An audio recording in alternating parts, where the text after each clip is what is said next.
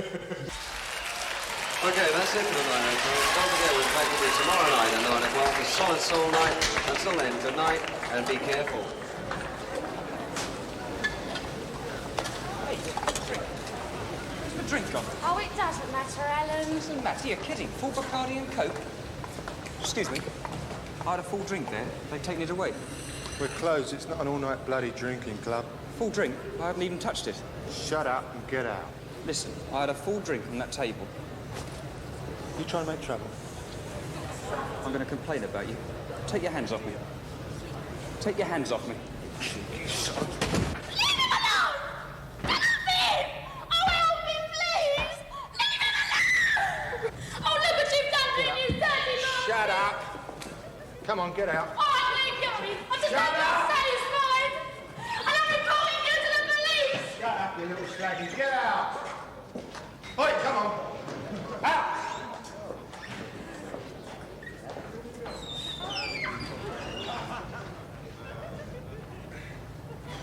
You was a great help.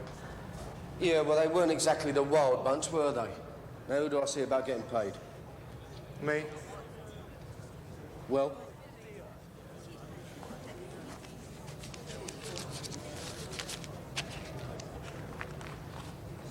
No, should be 3 of those. Tenner. And another £5 for VAT. Now, look here, pal. Now, don't give me any look here, pal business. A mate of mine phoned me up, asked me to stand in for him, right? He said 3 fivers. That's what I'm leaving here with.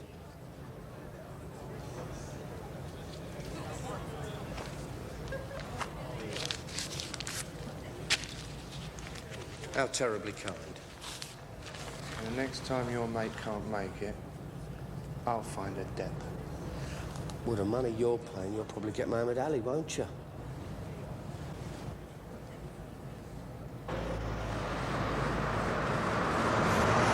Wow, it's all these dopey jobs you get involved with. Well, Dennis wanted a night off. Dennis will be having a lot of nights off. How do you mean? You see the papers? No? 4 of them. Thought they had it away with a Belgian juggernaut. 6 old bills sitting in the back. Oh, dear, oh, Lord. Your name was up for that and all. Oh, that's nice, isn't it?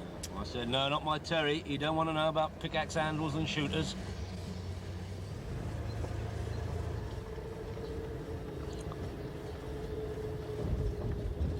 Not that I've gone over to the other side, I said. It's just that, like Sweden during the war, we're declaring our neutrality.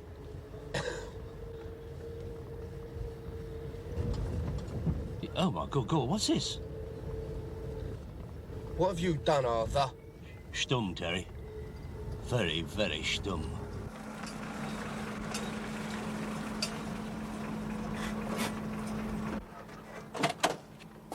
Hello, Mr. Chisholm. I never knew this was your gaff, Arthur. I didn't say it was. What's the trouble? I mean, we've got no record of you as landlord, tenant, or registered key holder. What's the problem? You've had the burglars round. Don't suppose you caught them? Patrol car spotted them. Oh. But we're not sure were they coming out or still trying to get in. It is your place, is it? Yeah, well, sort of. Well, let's take a look inside and we'll see if they've got away with anything. No, not necessary at all. What have you got in there? Odds and ends. Very nice of you fellas to take an interest. I'll let you know if there's anything missing. Yeah, all right, Arthur. You'll be well insured, I suppose. No worries. National Fidelity. Ah. Terry. Well, just remember, Arthur, if you're going away for the weekend, don't forget to inform your local police station. A certainty to get your gaff turned over then. See you, Mr. Chisholm.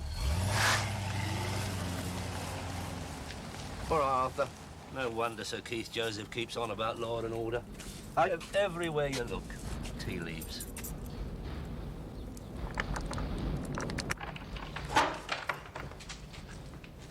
Come on. Shut the door. All right.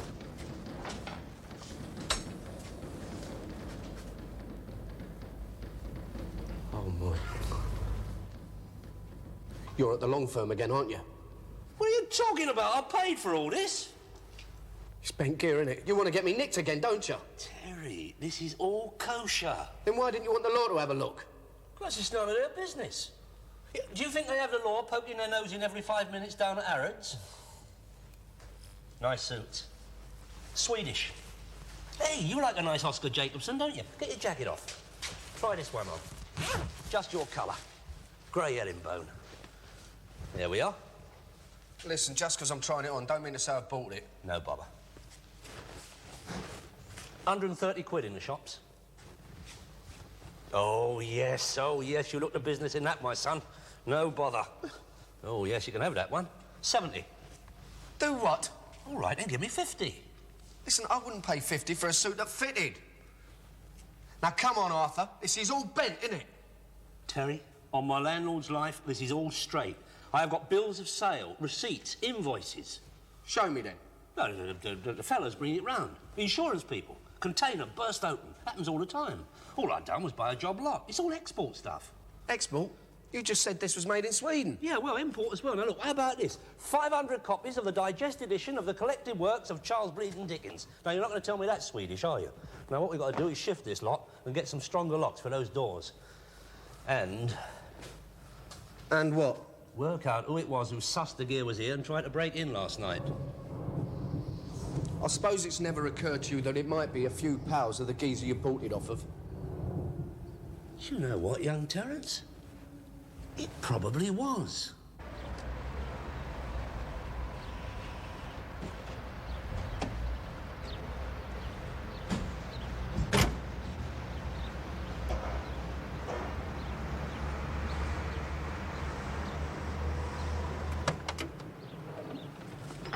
I'm knocking these out at £3 a bottle. Is that about right? Yeah, that's about right, isn't it? Go in there tonight, buy 3 large ones, you bought yourself a bottle back. Very clever. Bloody publicans. 3 weeks and I'll be out of pocket. The shadow of your smile when... That was 1965, if my memory serves me right. Liz Taylor and the Welshman, what's his name in the film? 65? Yeah. Here, Cassius Clay changed his name after dumping Liston after 1 minute in the first. You can't fault me on history, my son. When did Harold get in the eye? I don't know, I didn't see that fight. The shadow of your smile. Smile.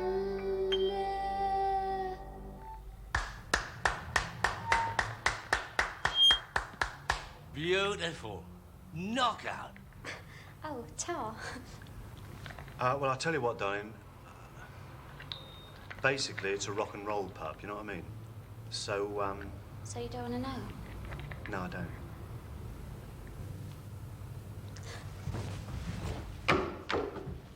You're all the bloody same, you lot. Hey. Da. Leave it to me.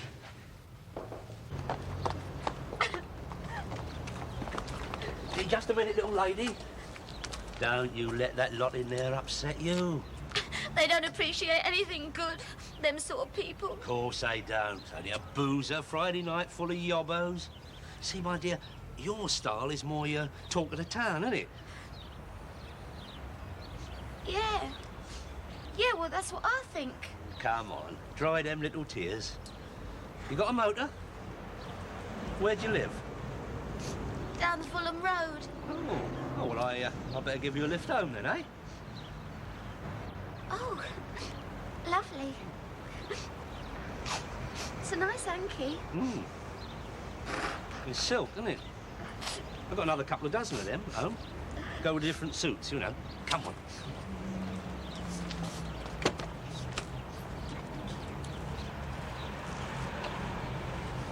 All right? Are you in the business then? I'm Arthur Daly. I'm Sharon Nightingale. It's not my real name, of course. What, Sharon? No. No, Nightingale. Sounds better than Dobbs anyway. I thought you must be in the business. Being so appreciative and everything. Well, I tell you, Sharon, I have lots of contacts in the business, you know, clubs, hotels. I was having a drink with Jimmy Savile the other night. Charity dinner we were at, you know. I tell you, Sharon, contacts is the name of the game. Yeah, I know.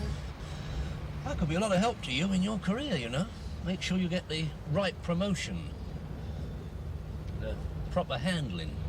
Yeah, that's what I think. Married? No. Fella at the pub, your boyfriend?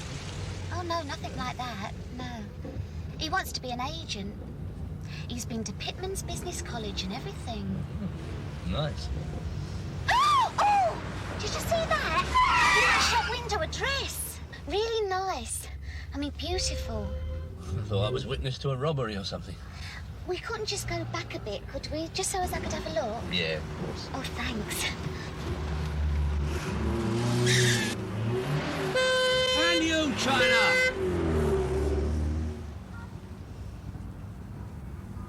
It's like you said, Arthur. Presentation is everything in this game, isn't it? Of course it is. I mean, look at the gear that Shirley Bassey wears.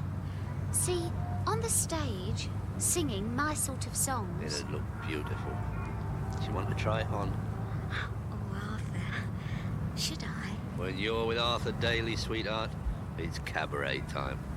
Live a little, eh?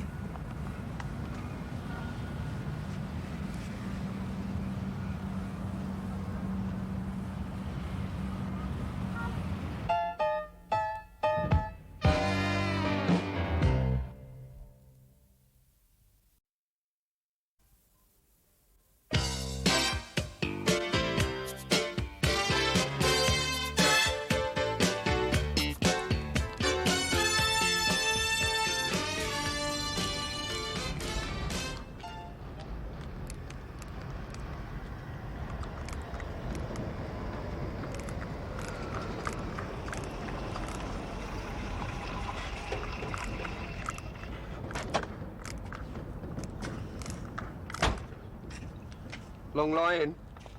Oh, yeah. With her indoors, hoovering round the bed all the time. Oh, I didn't get in till 4. Oh dear. Who was it? Singing scrubber? What did you call her? You heard? She is a very special young lady, Terry. Oh, yeah? What are her specialities then, eh? Oh, eh? yeah, that's all you would understand, isn't it? Nice girl, nice company, plus enormous... Does it begin with T? talent. Enormous talent. Oh, I thought you were going to say something else for a minute. Yeah, you would. Hey, I thought Jackie Strong was coming for these jeans. He was, and he did. He said these jeans with the famous label were all made in Albania and would last about 2 weeks, which would ruin his reputation as an honest trader down the market. Yeah, bound to. He was only selling Christian Dior perfume the other week, made up by a little packy in his council flat kitchen by QPR Stadium, no less. Well, listen, come on, you were going to tell me about this enormous talent. That girl is going to be a superstar. I'll be her manager. I'll give it 2 years. We'll be tax havening it in the Cayman Islands. Caravanning it down to Canvey Island, you mean? Do you know what you know? Nothing. You forget I still have friends in Clubland. I'm still owed a few favours, so I start making a few calls. Like where? Like where? Top places, like the Blue Camellia.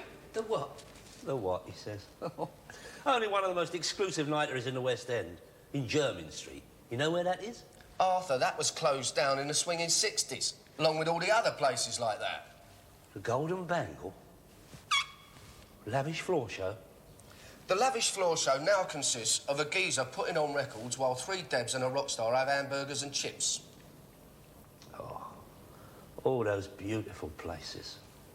We lost India and all. Yeah? Yeah, look, don't wind me up on history, Terry. Sorry. No, see, I don't do the West End much these days. I mean, how do they start, you know? All the kids, top of the pops. Where do they start? Don't know, really. Pubs, I suppose. Hey, that place you were working the other night, that's music, isn't it? Well, that's what they called it, yeah. No, what's the guy's name? The head man? How do I know? I was sitting on the subs bench for a bouncer. Look, you make it your job to know. That's how you get on in the world. Hey, what am I supposed to do now, then? Oh, yeah, look, all them metric sizes, change them into the approximate English equivalent, all right? Hey? Yeah, hey. Think about it. Give them little muscles up there a chance for a workout.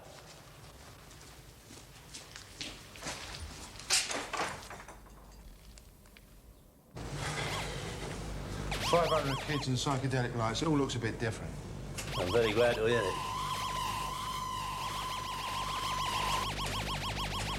Anyway, you probably know my name well enough. Arthur Daly. Can't say I do, really. No, it's a little bit off my manner. Well, the thing is, I've got this good girl singer. Maybe you should let me decide that. What? Whether she's very good. Got a demo? Got a what? Cassette. Now, look, just take my word for it, eh? Did you get that toy for Christmas? Friend of mine. Got the number 5 in the charts. We, get a lot of presents. Only way to do business, isn't it? Presents given, favours done. Everybody's happy. You want the record companies here. You want the booking managers, television people. Takes a lot of arranging. Phone calls, drinks, the musical press. Yeah, all that. Backing, top musicians. I mean, that'll set you back 300 for a start.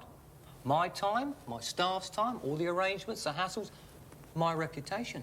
Maybe joint management if I like her. What does it all add up to? Simple figures, 6. Readies. Well... No. No arguments, no haggling. 600 up front, that's it.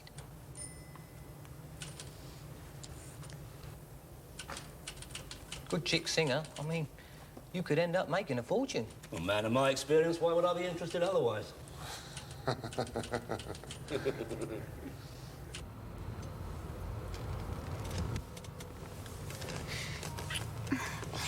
better go now, Arthur. Oh, don't I get a cup of coffee? Well, I'd really like to, but, it's the other girls, see. I understand, my darling, don't you worry. We'll have you out of here before long. Arthur, you've been really wonderful to me. Nothing. That Chinese meal. Never had nothing like that before. Well, they know I like a good king prawn in there. And going on at the music room. That's really, really unbelievable. Well, I told you, I'm well known, respected. Probably get a record contract out of it. No. Yeah, I've got a lot of record people coming down, personal acquaintances. Oh, Arthur. We get things sorted out. We'll go away for a few days, eh? Marbella. You been there? That's all those racing drivers live there, That's don't they? right, yeah. James Hunt and all that lot. And what's his name? Nicky Shouter. Yeah. Arthur, you know what we were saying earlier? You know, about the difference in ages and everything? I don't think it matters. Nah, of course it don't. I mean, all the stars do it, don't they? Yeah. It's like they need a more mature man. And you are a star, my darling. You won't get in trouble or nothing at home, will you? Share on, my darling. I've told you, I know how to handle everything. Bye.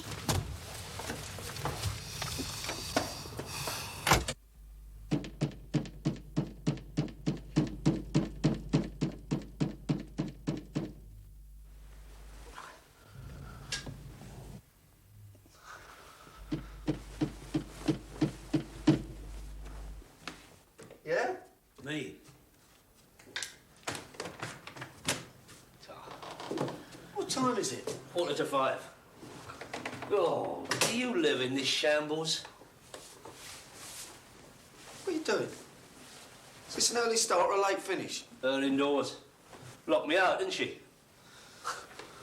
Thought you had her trained. Yeah. I was giving Sharon a bell from home. She was ear-holing on the extension. Yeah, I saw the film. Oi! Don't I get a cup of tea or something? If you brought your own tea bag. You got a duvet or something? Yeah, there's a tartan travel rug on one of those cupboards. This is a Kazi, you know that? The cars is through there. Simon come about them jeans? Did Simon come about them jeans? Yes, Simon did come about those bloody jeans. He said they're all made in Albania, and Levi's is spelt with an I and not a Y. Oh, I love the garters. What's everyone got against Albania? They were on our side during the war. Blah. this? He's got stuff all over it. It's probably wheat germ. Every bloody germ by the look of it. I might get a flat with that share on. Arthur, you're a happily married man. Yeah, she got her cards tonight. I told her. Thought you said she locked the door on you. I shouted through the letterbox. Poor, this cushion could do with a visit to Sketchley's and all. Oh!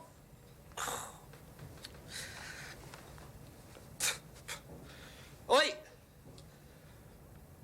Oi! What? Wake me 7:45. What for? Got to take the kids to school, haven't I? Yeah, I forgot. What?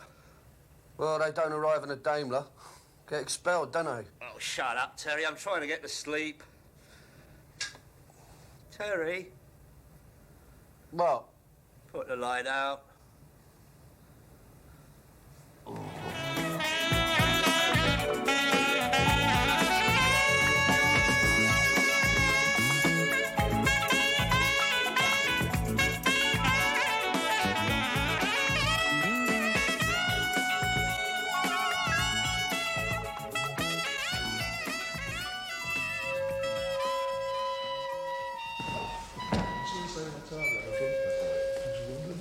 I don't suppose there's the slightest chance of us rehearsing one of my numbers now, is there? Oh, yeah, sure. What do you want to do? Who can I turn to? Okay. Well, I don't know, do I? You're the pianist. You're the one who's supposed to know about things like that. Oh, yeah. It's this one in it. Yeah. But that's too high. And I do it ever so slow. Oh, all right. Well, as the man said, you start, we'll follow you.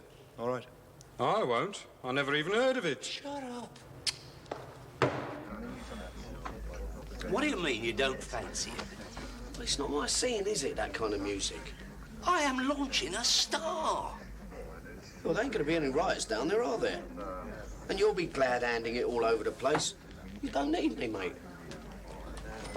Thought you might like to share in a moment of triumph. Look, I've said good luck and all that, haven't I? Anyway, I've been doing that metrication all day. Gonna meet a bird at 9. Bring her down.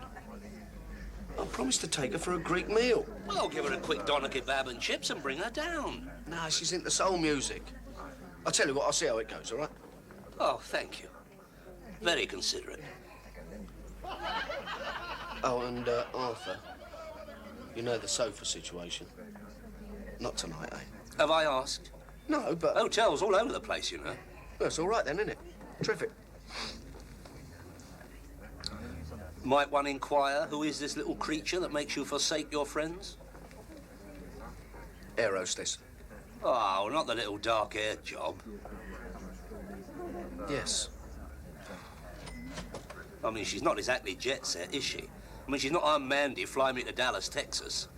No, her name is Penny, and she works on the London to Manchester shuttle service. Well, you don't exactly have to be fluent in 3 languages for that, do you? All she needs is a good umbrella. At least she don't sing. Terence. Who can I turn to when nobody needs me? My heart wants to know, and so I must go where destiny leads me, with no one to guide me, and no one beside me. I'll go on my way, and after the day, the darkness will hide me, and maybe tomorrow I'll Where is everybody? find what I'm Monday night, after. innit? Anyway, most nights I don't come in till the booze is closed. Yeah, vodka's then. Wait. Where is everybody? You don't know? The record producers, the faces, the guests. I didn't show. But who can I turn to if you turn away?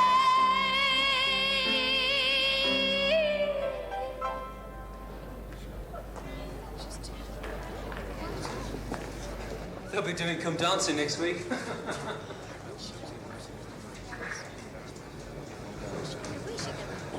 Stick another vodka in there. I would now like to do a lovely love song called The Shadow of Your Smile.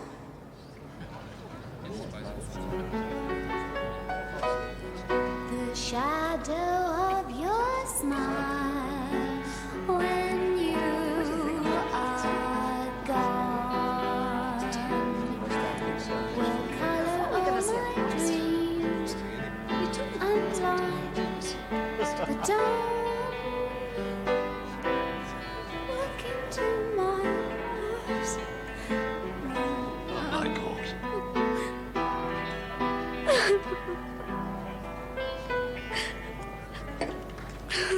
Hey, that's Okay, 120. folks, sorry about that. This is your DJ here at the music room, and here we go with our first number.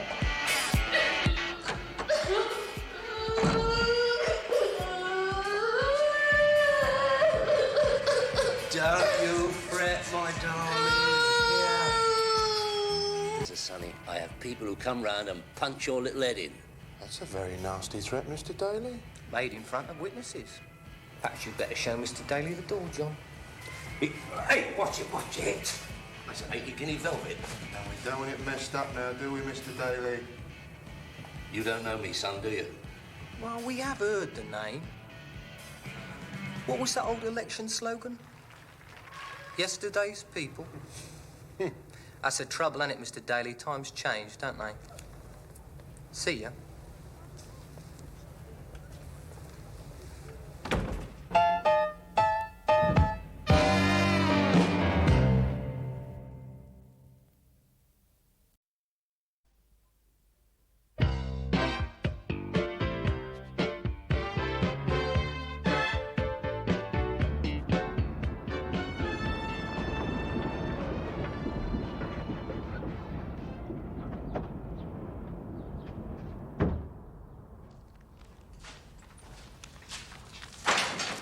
Here, I cracked it with this metrication. You see, 1 inch equals 2.5 centimetres. Yeah, well, forget all that. They had me over, Terry.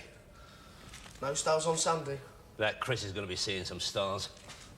40, that's a 17 collar. Near enough. Collar? I thought it was a chest size. They tucked me up very nice. Poxy band, record executives, producers. They had about 10 squatters in the place, sharing half a pint of shandy between them. Well, that's show business, Arthur. It's diabolical business. 600 sobs. That man, that little flash Chris, he stole my money. And that is a crime. That is a liberty. So you forget all that metrication and get over there and give him a pull. Get the money back? Right. Well, supposedly he don't want to pay. Then he gets a spank. And he keeps getting spanked till he does want to pay. What do you mean, I mean, those days are over, aren't they? Eh? Putting the frighteners on, helping one of the chaps out, collecting bad gambling debts. Gambling debt? That man stole my money. No, he didn't, Arthur. He just ripped you off, which is your game, innit? I mean, how many mug punters have you had over, eh? Now, you thought you were on a winner, didn't you, with Fulham's answer to Dusty Springfield? But you were wrong. All right, you lost. So what? Tough. The man threatened me. Oh, what's he gonna do? Hit you over the head with his silver bracelet? Marvellous, isn't it? I mean, here you are supposed to be minding out for me. I'll come to you with a genuine grievance and you don't want to know. That's going to sound good on a man, isn't it? That's going to do a lot for my image. Your image? Listen, Sunshine, I am a highly respected person. Oh, yeah? And where would that be, Sunshine? A few afternoon drinking clubs, car auctions, a few old villains with long memories. I don't know what's got into you. I mean, have I or have I not done you a favour or three? Oh, 4 even. Looked after your mum while you were away? Here we go, yeah. Dropped round with a few prezzies? Oh, yeah. A nice set of Draylon curtains, as advertised on Police 5. She can't live without them. Set you up when you came out? You're getting there, Arthur. But now you're setting me up to go back in again. Look, I'm not asking you to go and shoot the geezer. All I want is a little friendly retribution. I'm sorry, Arthur, I'm not doing it. Look, he nicked 600 out of my pocket, and what you are saying is I should just stand for that, eh? No, I'm not saying that. Well, what are you saying then? Well, there's got to be something else, isn't there? I don't know. Solicitors' letters. I mean, 600. It's high finance, isn't it? Just sussed it. Bottle job. Happens. You said so yourself in the past. There is always going to be somebody better. Well, it has come to pass. That Chris has got himself well protected. You've made your decision. Swallowed it. Oi. Look at me. Am I trembling? The guy they got down there, I could have him over in 10 seconds, including the Count. Of course you could. Then you'd have a whack at that Chris, walk out with the money, and there'd be a nice drink in it for you. Yeah. And then little Chris phones the old bill, I get done for assault and demanding money with menaces. Look, can't I get it through to you? I'm not doing it. End of message. All right. End of job. Job? I suppose redundancy pays out of the question. Oh, wait. My biro and notebook. I don't want to be found ripping you off for a biro notebook. I mean, you might get a contract out on me.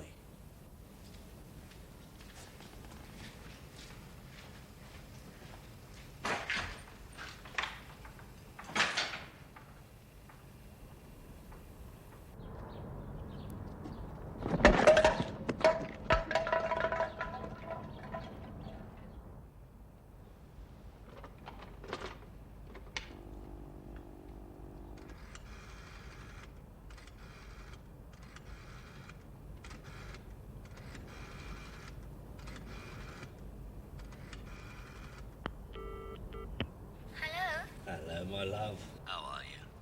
Maybe we could have a little meal together tonight? Oh, I don't think that I can tonight, Arthur. And why not? What? I was going to rehearse, see? Where? Well, I don't really know. You know Barry, the keyboard player? Well, he was going to teach me all about chromatic scales and that. But he was diabolical. No, he's good. He really is. You see, last night wasn't really his fault. I tell you what, can you phone me back later and then I'll tell you where I'm going to be, all right? You know, I'm thinking of doing a whole new act. A whole new act, eh? Yeah, all right. Now, look, don't you worry, my love. I'll call you later. Bye. Bye.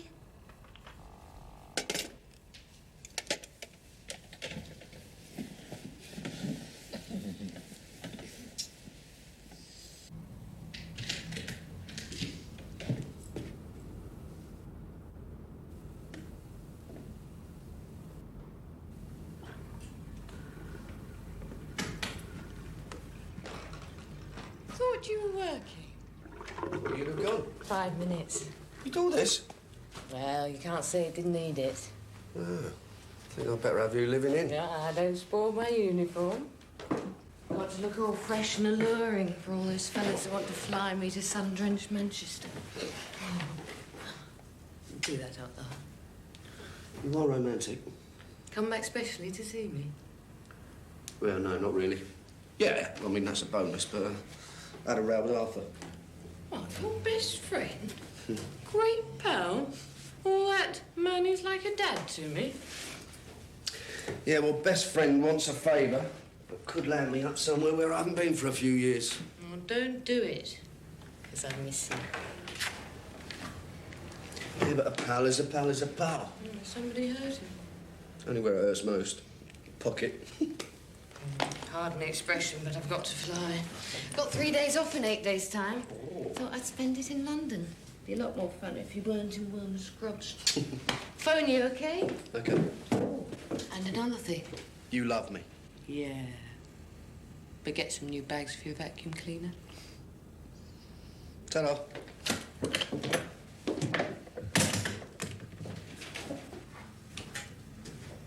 Do you know what, son? You're You're not very popular, Vic. He slagged me off that day. No. Take it easy. No, just said you were barred.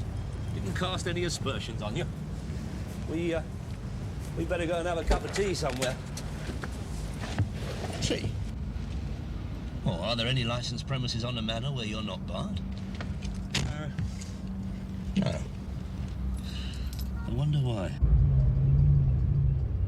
I get picked on a lot, see? People look at me, they think, oh, who does he think he is? So I tell them. Same thing with me brothers. So you got to stand by them, haven't you?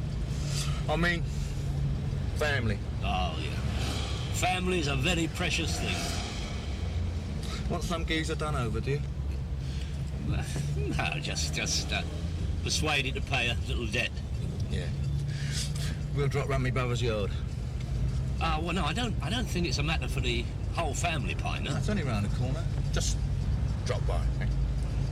Well, don't tell him I told you that. I mean, don't say I phoned.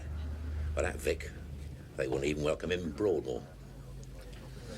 Yeah, but he's over 21, isn't he? He's made his decision.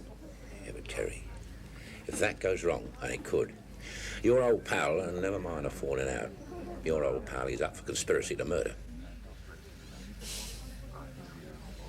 Should have heard her sing and all.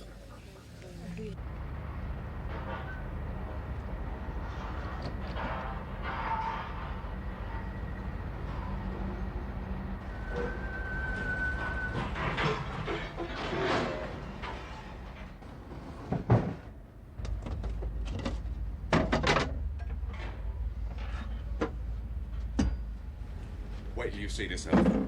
Wait till you see Henry's collection. Antique, that is. Austin 7 starting handle. And this, World War I, that is. Yeah, I'll keep it nice. They all been used? Oh, yeah. I mean, depending how much you want to earn. Any one of those could kill somebody. Oh, easy. I don't want anyone killed. Just frightened a bit, you know. Well, you tell him you're going to kill him, you'll probably frighten him, won't you? He only owes me 600 quid. Well, let's say now he only owes you 300, eh? See what I mean?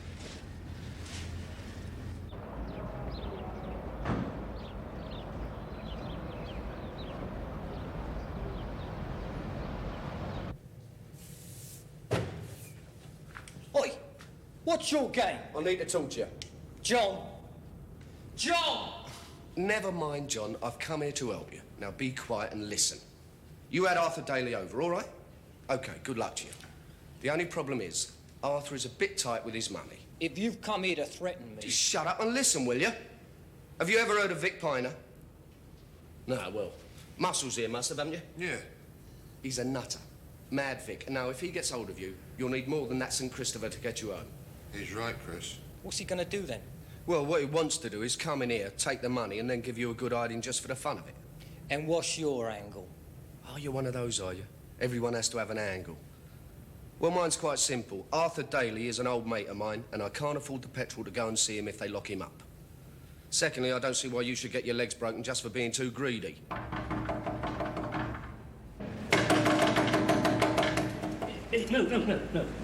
No, we'll try the stage door around the back.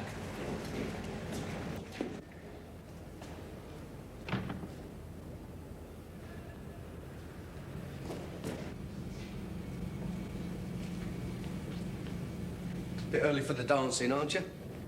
What are you doing here? Oh, I've just been chatting to my friend Chris. He tenders his apologies and he says that you left this in his office. 400. Well, he reckons he's due 200 on account of, first, teaching you a lesson, and secondly, having to listen to that bird sing. All right? Reasonable. Of course, it's a wasted journey for young Victor here, isn't it? Wait. You just nicked my job. Job? You're not even on the firm, son. I was on 300. Oh. What's that? 100 a year? You bastard!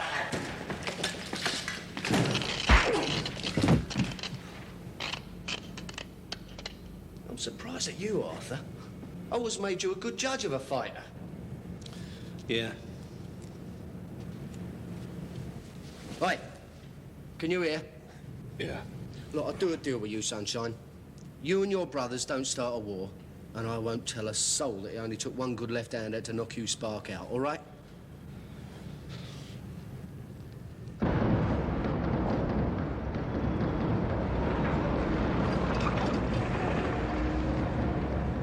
Clever, eh?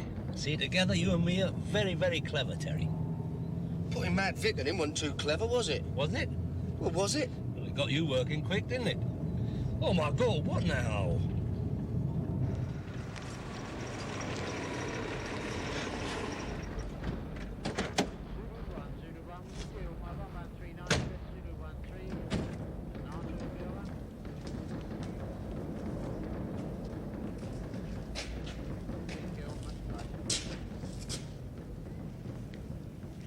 Well, they really did you this time, Arthur. Cleaned you out.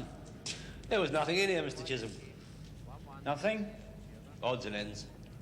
All we found was a few records. Musical, that is, not criminal. Yeah, he's very partial to music, is young Arthur. Yeah, I used to be in the business. I used to manage a girl singer. Oh, yeah? What happened to her, then? Well, you know the way the kids are these days. Ran off with a tone-deaf piano player. But that's showbiz, isn't it, Mr. Chisholm?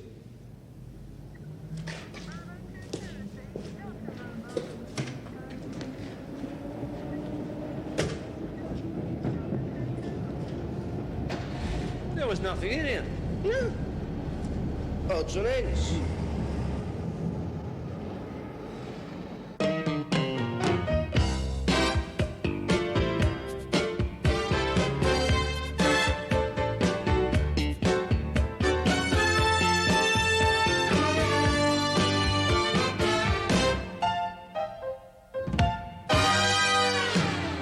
If you want to, I'll change the situation.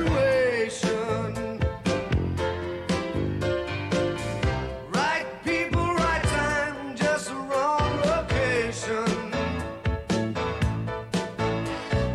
I've got a good idea. Just you keep me near. I'll be so good for you. I could be so good for you. I'm gonna help ya. Love you like you want me to. I'll do anything for you. I'll be so good for you. I could be so good for you. I'll do it like you want me to. Love you like you want me to. There ain't nothing I can't go through. I'll be so good for you.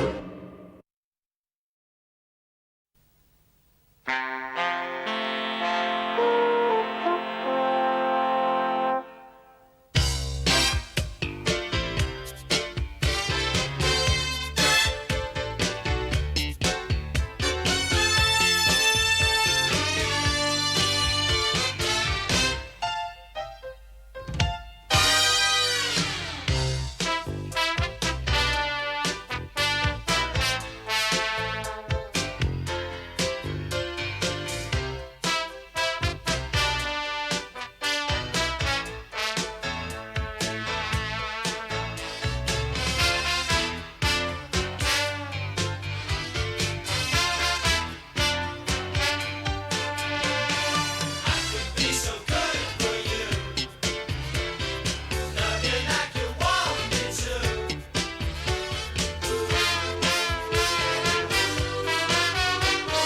I could be so good for you. Love you like you want me to.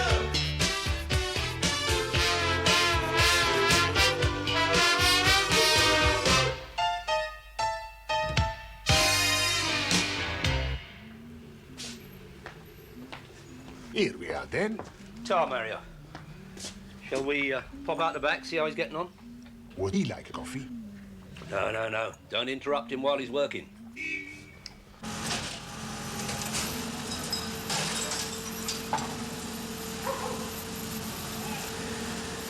I've always had trouble with my back. Ah, me too. The sleepless nights, Mummy, I can tell you. Interesting, though. The human spine is not strong enough to support an animal that walks upright all the time. Upright all the time? I only wish I could, I'm telling you that. No, it's a fact. I read it in the Observer. Yeah, come on, Terry, we'll be here all day. Leave it out, Arthur. There's hundreds of the bleeding things. 194. Hang about, Mario. You said 200. What is 16s? Anyhow, I gave you the rest for practically nothing. Cream peaches, pickled walnuts. These are quality goods, not rubbish, you know? It's a shame there ain't any labels on them, no? Whoever buys these is really living dangerously. Ah, people can't resist a gamble. That's the psychology of salesmanship, Terry. Well, good luck. I've got to get back to work. You finished? Yeah, tough. Ciao, Maria. Ciao, eh? Oh, take it easy, eh, Terry? Oh, yeah, I will.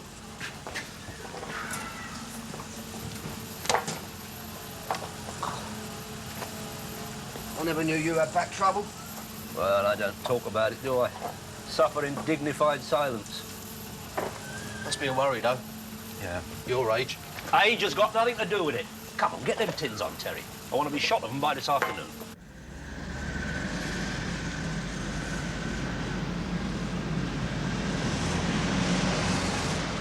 Oh, the pity he only wanted to cling peaches. And everybody else only wants a bleeding walnut. All right, all right. I don't know what's the matter with people today. No imagination, no initiative. Suppose I can wave goodbye to my earners for the day. Where to now? You hungry? Yeah, I'm starving as it happens. All right, come on. I'll buy you a bacon sandwich. Arthur, don't push the boat out on my account. Hang about a bit. Somebody getting a spanking. Oh, they'll do him a permanent. Hey! Take it easy, my son.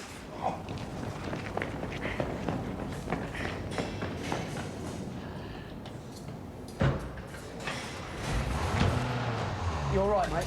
Yeah, okay. He's all right. I think. What's the damage? Okay, he's okay. Just looks like cuts and bruises. Let me get it going. All right. Oh. You want to go to the hospital? No. Doctor? It's not bad. It's not bad. Do you want to lift anywhere? Yes, please. You take me Tavros. Where's that? His restaurant in Greens Lanes. All right, come on. My name is Kenalambos. Oh, yeah? In English is Charlie. This town is hard for me. I see Greek Cypriots playing cards with Turkish Cypriots. Oh, well, yeah, it's very, very cosmopolitan, Palmer's Green.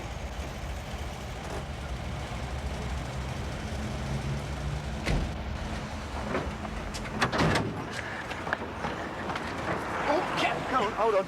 They kick my knee. Yeah, I know the feeling. Nice place. He's my cousin.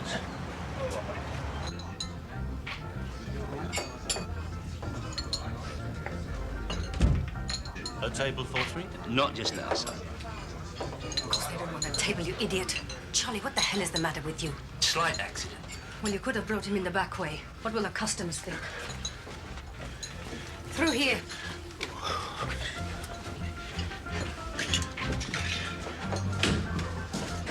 Very charming. Must remember this. Yes, you must.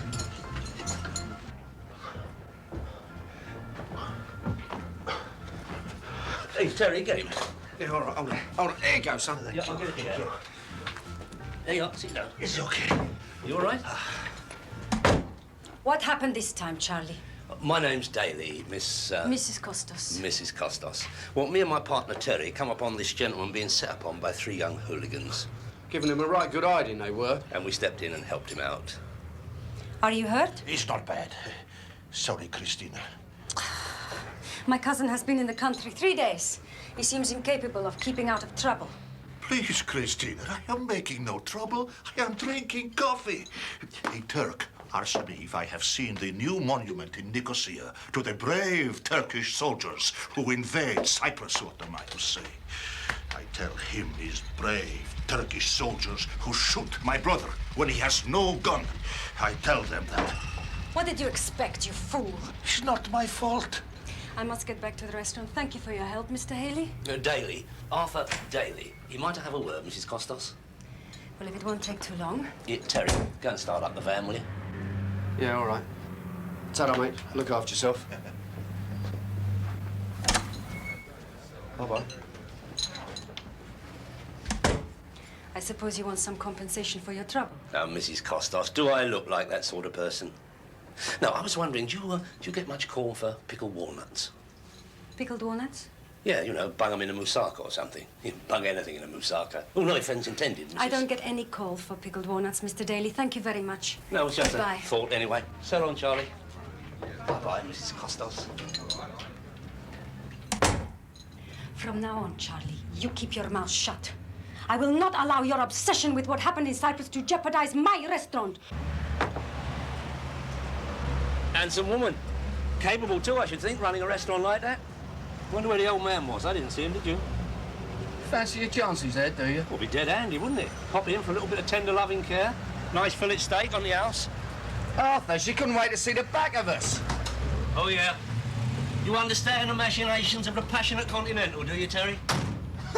Look, I understand Come a look on, like that. let's go and get a bite to eat, and then we'll tell Mario what he can do with his pickled bloody walnuts. I don't see why it is so important. It's important because I say so. And just keep Charlie away from the restaurant and away from me. Especially me, right? What does it matter if he finds out? We're not doing anything wrong. Not in London, we're not. Who cares what widows get up to around here? But what about back in Cyprus? Now, if Charlie finds out about us, he'll start flapping his mouth before he's unpacked his souvenir model of Buckingham Palace. And the next thing we know, the rest of your bloody cousins are over here, drinking the restaurant dry and trying to save your soul. All right, Johnny, all right. From now on, I keep Charlie away from here, huh?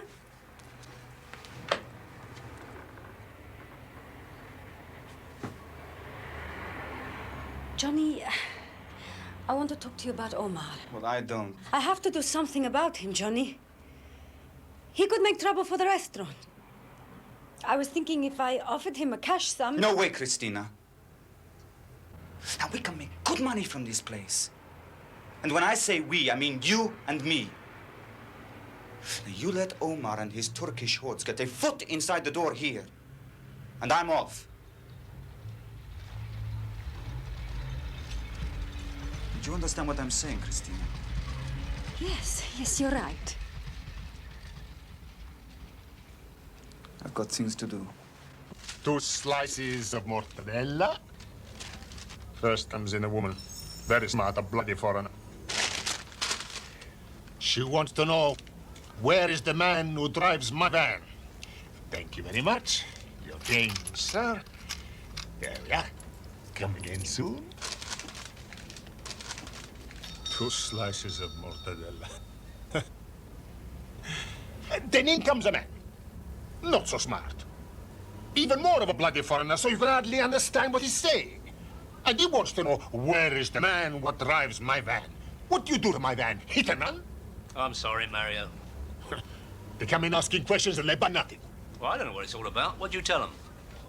I told them to go to the Winchester Club. I told them that they could always find Arthur Daly there. Except when he's driving around causing trouble in my van. Yeah, talking to your van, Mario, me and Terry have had a bit Hold on. This is nothing to do with me, all right? Me and Terry have had a bit of a setback with them tins. Setback? Yeah, we still got the bastards. I was wondering if we could leave them here for the time being. Oh, no, got no room. There's a big delivery of olive oil coming in today. Well, don't you need the van? Just take a look out front. As a matter of fact, I've been trying to sell that old van for months. Now that I got a new one, you can use that old one as long as you like.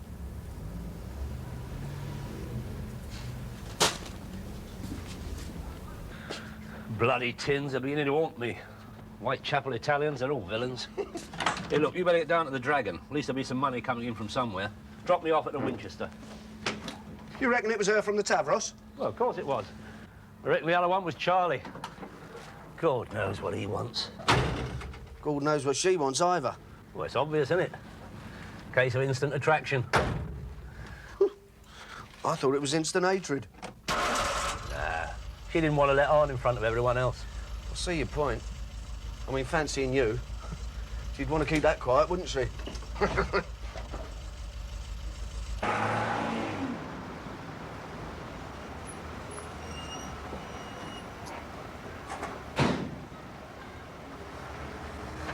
I'll see you about chucking out time then. Maybe, maybe not. Arthur. Yeah? Be careful, eh? She's only after your pickled walnuts.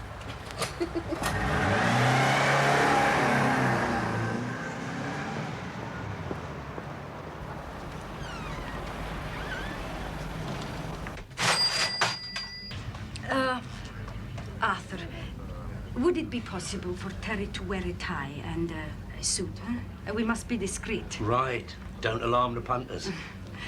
Well, I look forward to seeing you tomorrow. Me too.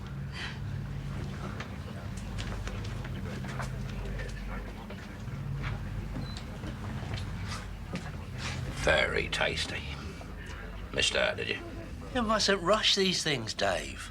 Take them along gently. Lull them into a sense of false security. Oh, I better go and pick up Terry, or Harry will palm him off with a handful of luncheon vouchers. Oh, that wouldn't do, would it? I mean, Terry getting his wages direct. Do you like pickled walnuts?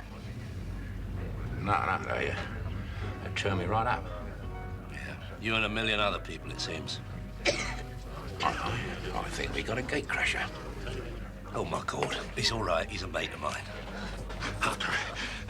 Yeah, calm down. Calm down, for God's sake, Charlie. Sit down. You must help me, Hatter. It's very important. Yeah, what you been doing? You been aggravating the Turkish population again? I have lost a key.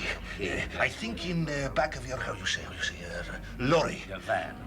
It's very important key for me. It's key for my luggage. Yeah, all right, well, I'm going to meet Terry now, so you better come with me. Oh, Arthur, you are my good Leave it out, friend. Charlie.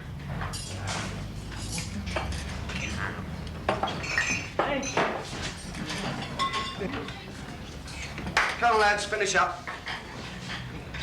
Now, this is what really gets up my nose. They happily take your money all evening, then dead on the bill, it's sod off you and keep the bleeding noise down. It's the law.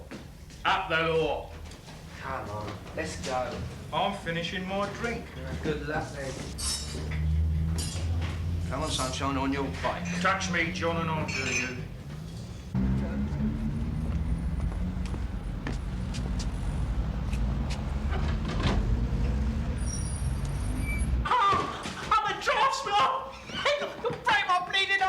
And if you come back again, I'll break your bleeding neck. Out! Quiet night, Terry. Charlie here reckons he dropped a key in a van. Probably fell out of his pocket while he was rolling around on the cobbles. Yeah, well, go and help him look for it, eh? Good evening, Arthur. Good evening, Terence. I'll just go and say hello to Harry.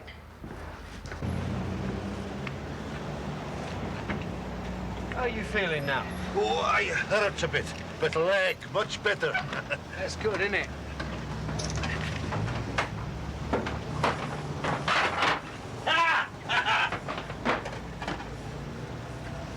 What's that, left luggage? Got it. Yeah. Oh, yeah, good. Harry wants to know if you want a swift one. He wants us to run him to the station. Please, Arthur. It's very important. Stroll on, Charlie. Can't the clean white fronts wait till the morning? It's last thing I ask. All right. Come on. Everyone on the chara. Thanks, Harry.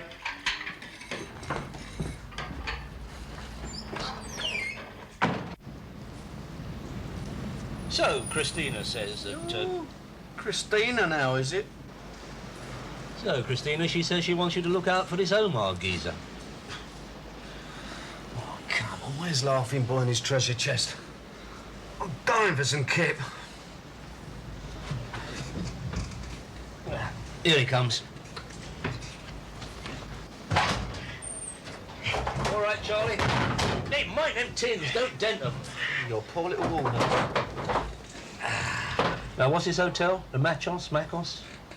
No. Now you take me Hornsey Road, please. Hornsey Road? Leave it out. No, come on, we'll take you home, Charlie. I reckon he's got something naughty on. What you got in there? A case of illegally imported Cyprus sherry? No, it's nothing like that. It's just my gun.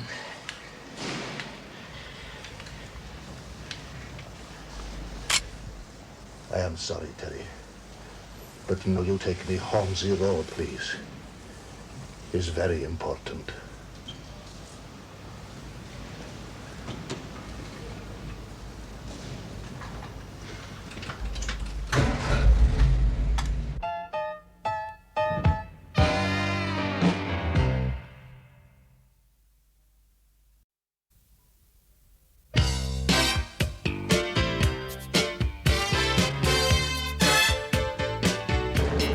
Charlie, what you messing about at? Stop the van, Terry. Drive. Pull over. Drive, faster. You're not going to shoot Terry. He's your friend. We both are. We helped you out, right? Please, Oh, no, come on. There's a good lad. Charlie, there's a good lad. There's no point in blowing Terry's head off, none at all. And what a thing to do to someone who saved you from a beating, eh? Please. Come on, Charlie. There's a good boy.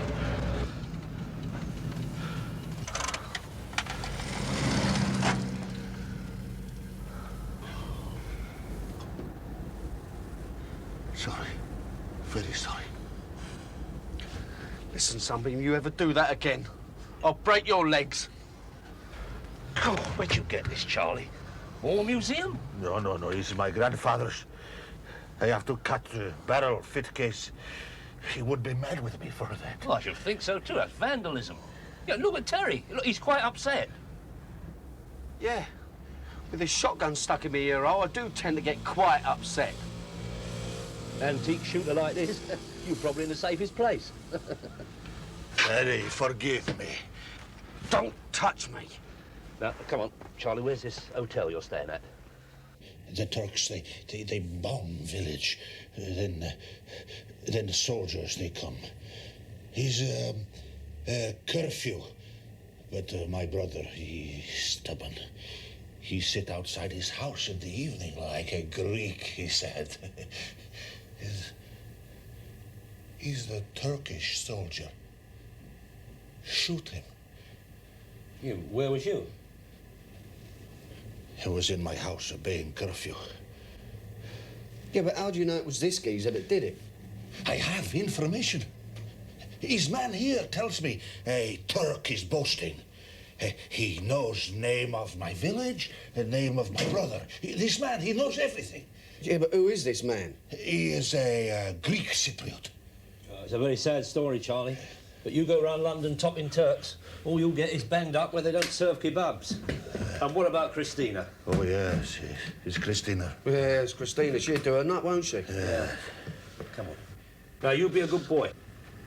No more trouble, Arthur. Oh, and Terry, get yourself a suit for tomorrow. Here, Cobbold. Christina don't want you looking scruffy while you're minding her calf. Scruffy? It's bleeding cheap. Oh, and Terry, do me a favour, my son.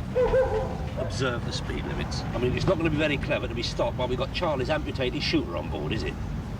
Not to mention the pickled walnuts. And Terry, wear a tie. Hey? A tie. Tie? Yeah, I remember. I had one of them once. Go! Terry! My father used to tell me about the old days, when the men would put on their best suits and go out at dawn to shoot somebody for looking at their sister. I reckon Charlie heard the same stories, too. I never thought he would go to such extremes. I'm ashamed to say it, but I've always thought of him as being rather comical. Put him on a plane home, love, or he might commit a comical murder. Arthur, I don't know how to thank you. You've been wonderful. Well, I'll see you later, Christina. And don't worry about Omar. If he comes on strong, Terry will kick him into touch. I saw this geezer. Mind you, he was Irish. Every night, after he'd had a few drinks, like, he used to get a roof tile, put it on the bar, look at it, then what? Break it in half with his head. Straight up. Thick as a post, he was unbelievable. I'm going to have another go with those bloody tins. I might drop in later for a spot of lunch. Yeah, well, hey, just don't forget, if you sell any, you still owe me. Of course. Oh. Oh, very nice. Don't put your thumbs in the soup. Oh, whoops. I'm sorry, friend. We're not serving lunch yet. I don't think you realize who I am. No, I don't. Who are you? Hitman for Fanny Craddock? It's all right, Terry. He's a friend.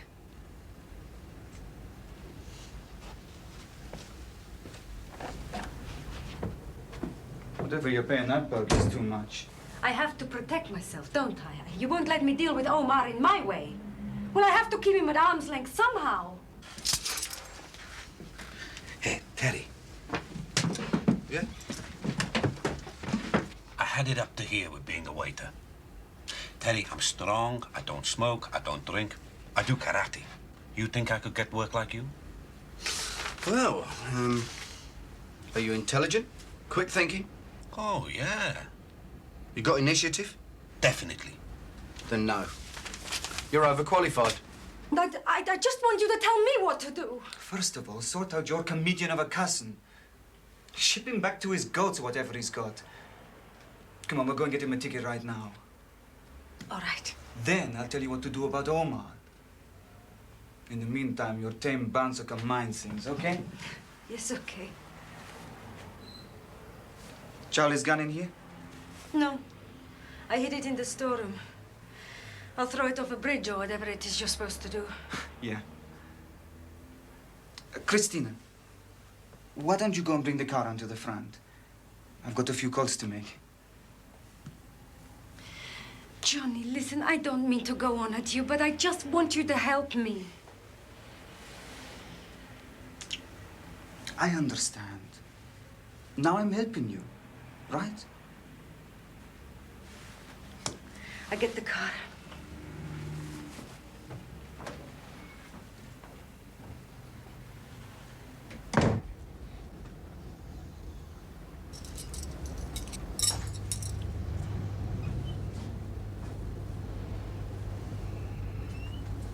It's Omar.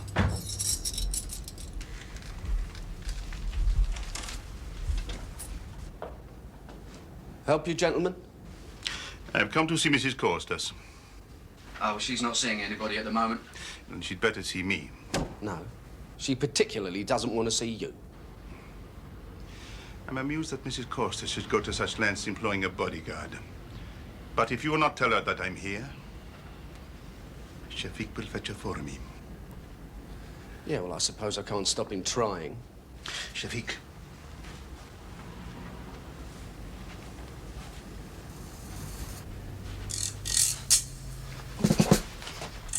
Have a look. It's John Travolta. That's fantastic! Very well. You will tell Christina that if she's not prepared to discuss things in a civilized fashion, then I must think about things in a different way. This restaurant will be closed within 1 week. Yeah, all right. I'll tell her. But in the meantime, get yourself and your friend out. Come. Things will go bad for Christina from now on. Table for two? Yeah, help yourself, pal. Oh, dear. Don't worry. It wasn't the cooking. Good morning, sir. Good morning. Table for two. Good morning. Well? Well, he's gone. But he's definitely got plans for you. What does he mean, plans? Like closing you down. Well, you're here to make sure that doesn't happen, aren't you? Yeah, but let's just say, just for a joke, that he gets a few Tizer bottles, fills them up with 4-star and lobs them through the window. Then phone the fire brigade. I thought you were supposed to be the hard nut around here. Yeah, well, I just thought I'd mention it. Surely, Omar. Listen, he probably wants to hustle some work for his mates. Now go and get the car, okay?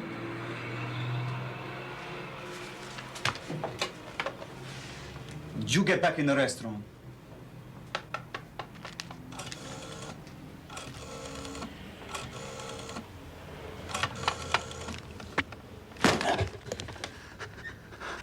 Now listen, as far as I'm concerned, I work for Mrs. Costas. So while I'm in the restaurant, you don't talk to me, you don't come near me. Because I don't like you. And I'm having a lot of trouble trying to keep it a secret. No answer.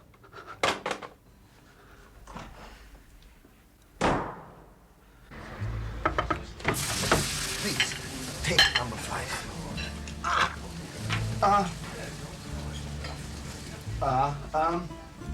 Who's having a little green round things? Those will be my stop findings. Yours.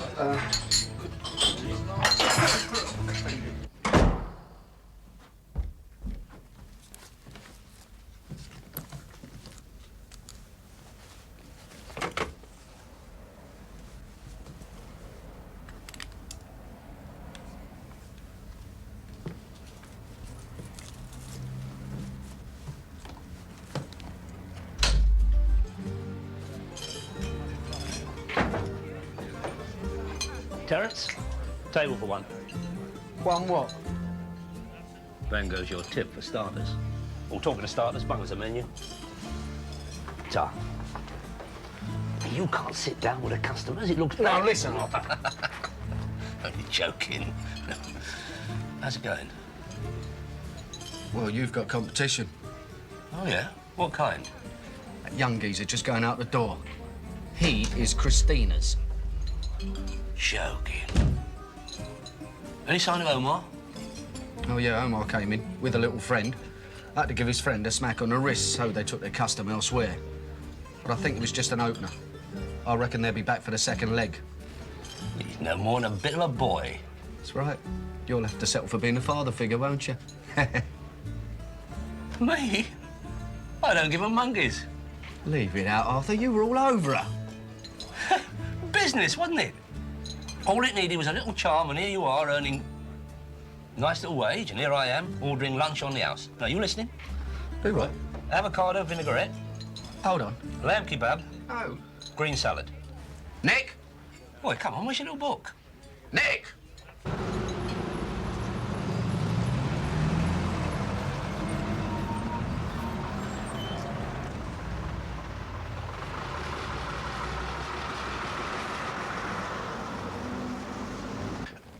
Now, your plane leaves at 7:30, huh? Yes. I get you a minicab.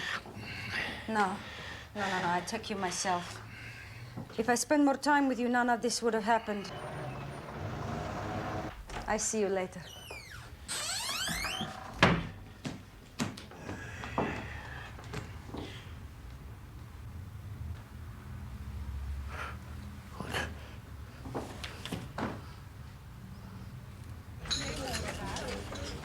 You eat too much animal fat, you do. No, straight up, I read about it. See, in the countries where they eat the most meat, that's where they have the most heart attacks. I bet your artery is a needle thin. Oh, look, leave it. I can't see I'm eating. Yes, I can see that, Arthur.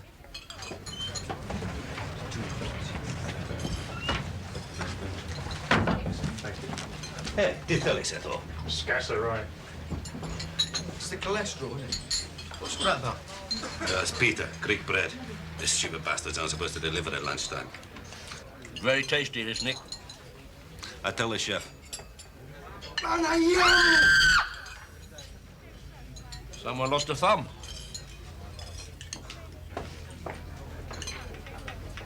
Teddy! Teddy! Teddy!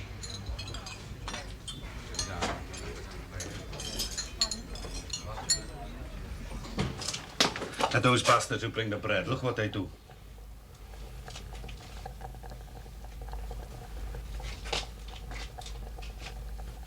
Nick, they took the key to the deep freeze. I had to give it or they hit me.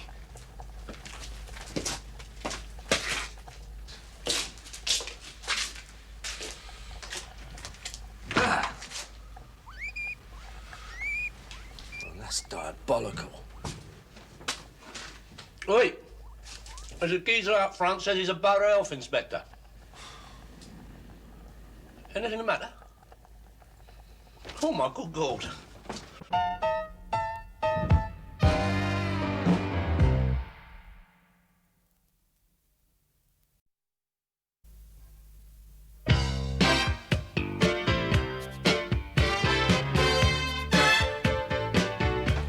We've received a complaint. Who made this complaint? I'm not at liberty to divulge that. These things are dealt with in the strictest confidence. Yeah, I'll just have a word with this gentleman, Nick. I'm sorry, but Mrs. Costas isn't here at the moment. I can examine the premises regardless of who is present. Oh, yes, of course, I understand that. Do sit down. Only, you see, I'm in the catering trade, in a way, and I wondered if you could just clear up 1 or 2 points for me.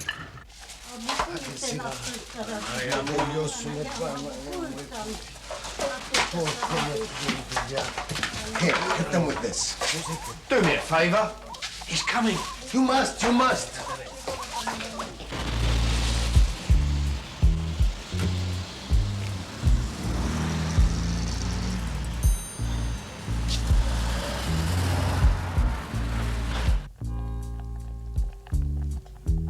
This floor looks damp. Oh, an accident. Some cooking or oil was spilled.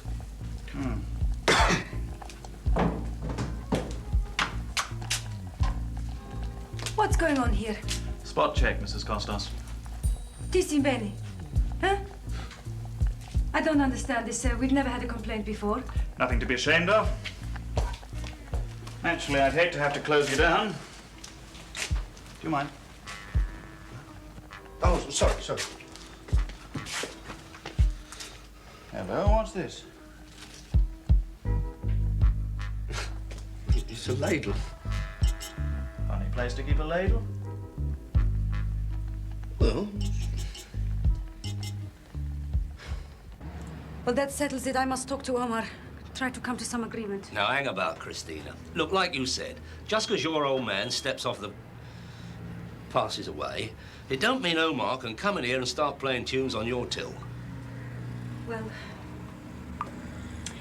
I haven't been entirely honest with you. You see, the truth is, Omar built up this restaurant with my husband. They shared the work, the responsibility equally.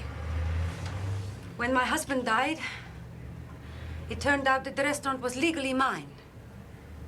Omar has as much right to it as I have, if not more. I was persuaded. Johnny. Yes. He was a waiter here. I was... Johnny saw a great opportunity, I suppose. Right, little gold digger. Yeah, but when you asked Omar to go, did he just leave? He went on holiday. We changed the locks, the staff, the menu. Johnny would have nothing Turkish on the menu. Omar had some savings. He bought a rundown cafe. Whatever you may think of him, he is not an aggressive man. He didn't do a bad impersonation. What about those rats? Oh, it makes you want to turn vegetarian, doesn't it? Look, now I have made my decision. I won't need Terry anymore. Perhaps we can discuss money now, yes? Good idea. Yeah, Terry, go and look after the van, will you? No, hold on, Yeah, Arthur. no, come on, lad, come on. It's on a double yellow. Money down the drain. Come on, come on.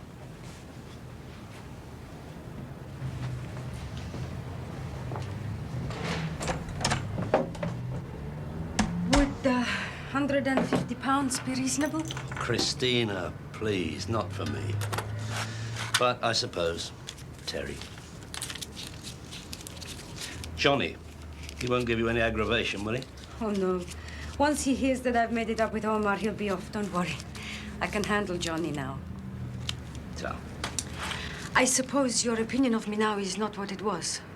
on the contrary, Christina, you are my flavor of the month.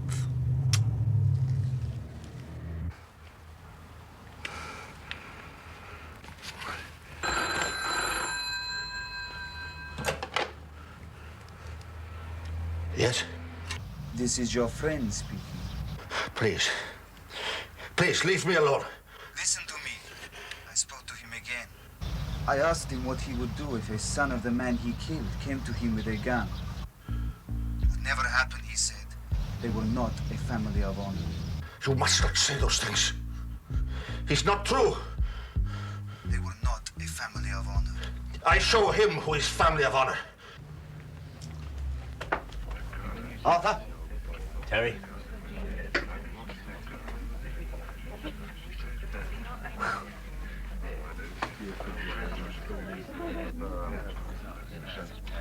You know, one day, just once, I'd like to get my wages without having to ask for them. Sorry, Terry. Completely slipped my mind. There you go. Half a ton. 50? Very tight-fisted, that, Christina. Anyway, that's more than you get normally in a place like that, including tips. Same again. Why not, Dave? Terry's getting them in. He's just been paid. Hello, friend of yours, aren't they? Oh, thank God you're here. Christina, you're just in time. Cheer. Terry's getting them in. Drink for the lady. Campari soda, no ice. No, thank you. You sure? It's Charlie. I know. He wants a lift to the airport. I'm thinking of charging that geezer petrol money. He is not at his hotel. His luggage is gone. He's checked out. Well, maybe he decided he wanted to have a look at Big Ben. Or Wimbledon dog track. He promised me he would not leave the hotel. He knows the time of the flights and everything. You think he's up to the ritual murder lark again? Well, at least he ain't tooled up. Got a gun. Well, that is the other thing. Yeah? I hid the gun at the restaurant. Now it's gone. The only other person who knew where it was Johnny. No, he's probably taken it to show it in front of his mates. You sure you don't want a drink? No, thank you. When Charlie hijacked us, he was all for going up the Hornsey Road. I mean, we could go up there and have a look, Christine, if you like, but it's a very long road. The Hornsey Road, that's where Omar's place is. Just a thought. Yeah, and Charlie did say that the geezer who gave him the nod knew all about his brother being shot. Right. So Johnny set Omar up for topping Charlie's brother. Dead handy for Johnny. No more Omar, no more half shares in restaurants. No, that's incredible. It's the way our devious minds work, I'm afraid. What's the name of Omar's place? The Sultan Selim. You take Terry up there in your motor. I'll follow in the van.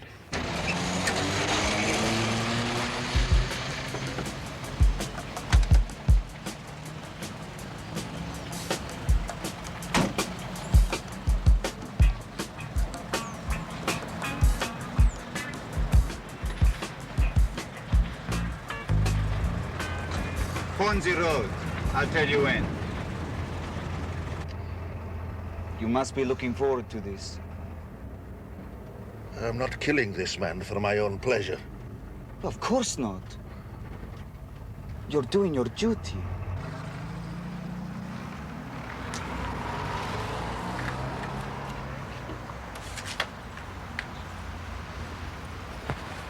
What's off? Look, if Charlie's done anything silly, keep well out of it. Okay. Oh, Arthur? Yeah? Watch yourself. The clutch is a bit sharpish, you know? Why don't you teach your grandmother?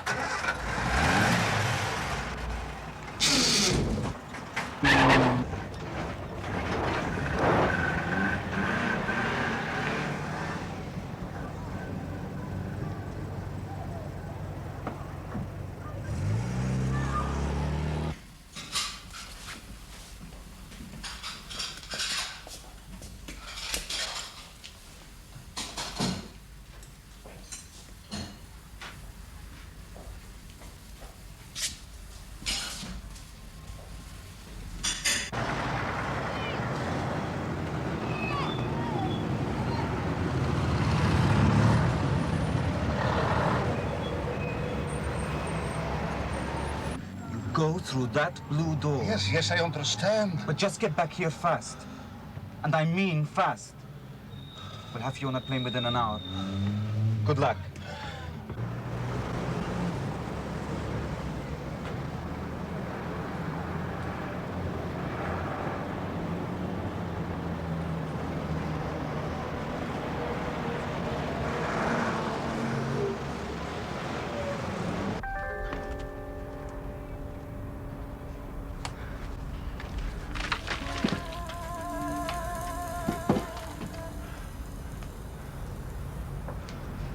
What you want? Eat?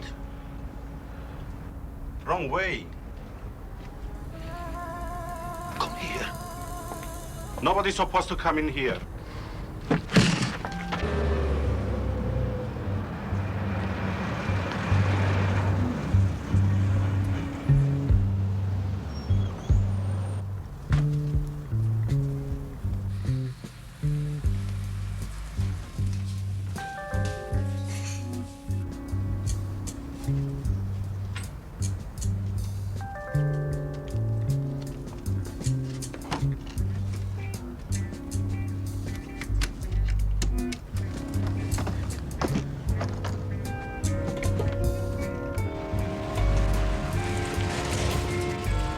Keep the engine running.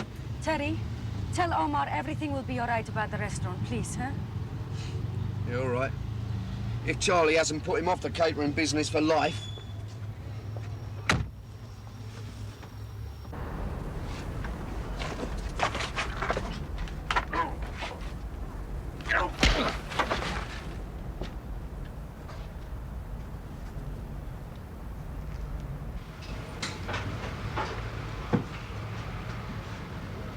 You want to eat here, so I'll take away. No, it's all right. I'm just browsing. How was the health inspector? By the way, I have taken a leaf out of Christina's book and enlarged my staff. And they are very good at hurting people, I am told. Now listen, Omar, I've come here to save your life.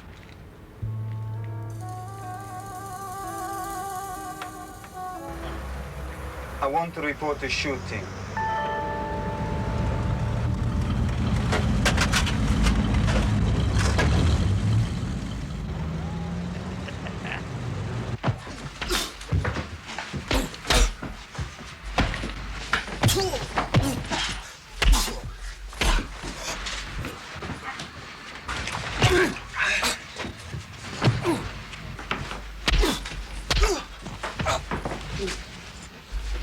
Stop!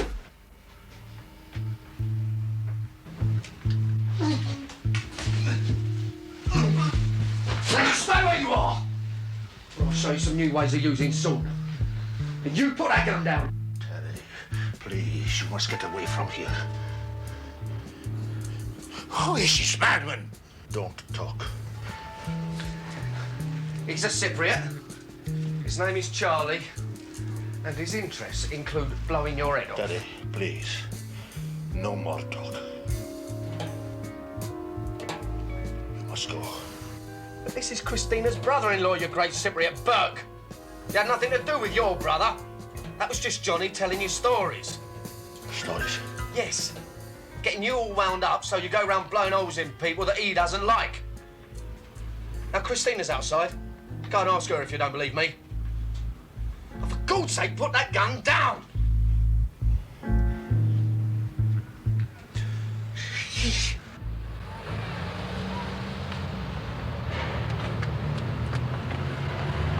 Would you care to step inside?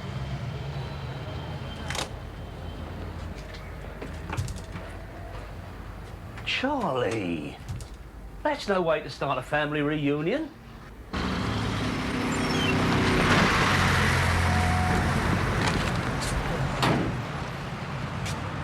Omar's just having a chat with Christina before she takes Charlie to the airport. And he's coming over to collect you, my old son. I said he could have you. He's not very pleased with you, old Omar. Says he's going to stick a tomato in your mouth, give you a couple of turns over the charcoal and serve you up on a bed of rice. Got some very dodgy mates, old Omar. Hey, Terry? Oh, not many. You should have seen what they nearly done to Terry. And he's class. I mean, you're a great cream puff. Listen, he's got what he wanted. Yeah, but think of all those lonely months in the Hornsey Road. It's enough to drive anyone to torture. And if Omar lets you off lightly, I'll be inclined to send Terry here in to recycle anything that's left over. Listen, I've got some money. Oh, yeah? Where'd you get that? Cream it out of Christina's restaurant. I'm talking in hundreds. All right, son. Here you are. Drive yourself out of trouble. One Ford Transit, almost MOT'd. Oh, you have to fork out for the contents, though. There's no time to unload them. Valuable foodstuffs. 500. Bargain of the week. Good news about your tins, Mario. Somebody stole them? We only flogged them, didn't we? I'm amazed. I'm telling you that. Who is this person? An idiot? Well, his judgment could be said to be impaired a little bit. And guess what? We also sold the van. Oh, but it's wonderful. How much? 150. 150? Poor Magnani. I could have got 400. Yeah. This is robbery. You robbed me. Leave it out, Mario. Quick sale, cash in the hand. 150. I've got to be off. Oi, excuse me. Oh, yeah. There we are. I'm going to see how Christina's getting on. Now, remember, you're down a Dragon tonight. It's your favourite band. The one that gets them all murdering each other. Cheers, Mario. And cheers to you, Arthur Bloody Daly. I'm telling you that. No, it's all right, Mario. I'll bleed and tell him. Oi, Arthur! What's this? Oi! Come here! Arthur!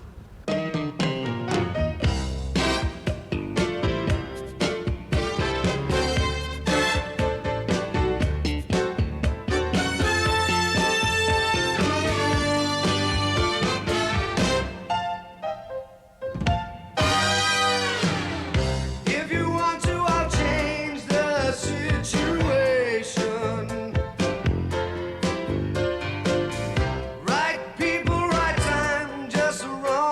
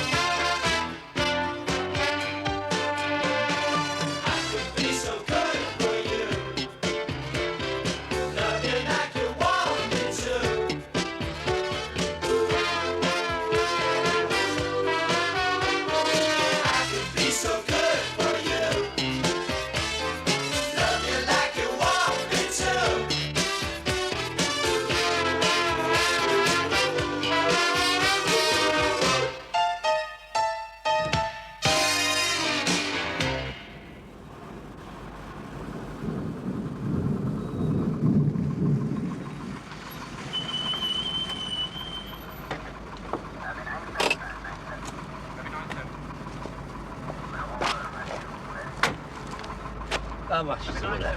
4.35, Governor. 4.35, eh? Right down to the last quarter of a mile. There we are. No, my son, you keep that. You deserve it. A nice tour we had all around London.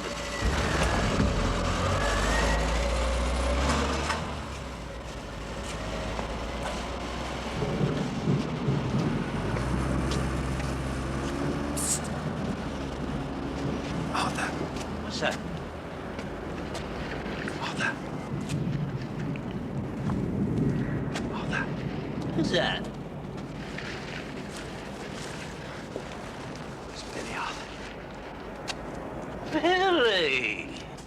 What you doing here? Lurking? Spot of lurking? You all right, Bill? Oh, dear. What you done? I need help, Arthur. Come inside, we'll have a nice drink. No, I want a lift, Arthur. Can you drive me somewhere? Well, in my state, I'm boozed. I've been to a function. Some of the chaps from the lodge. Come inside and tell me all about it. I need a lift now, Arthur. Oh, I've done my leg in, you see.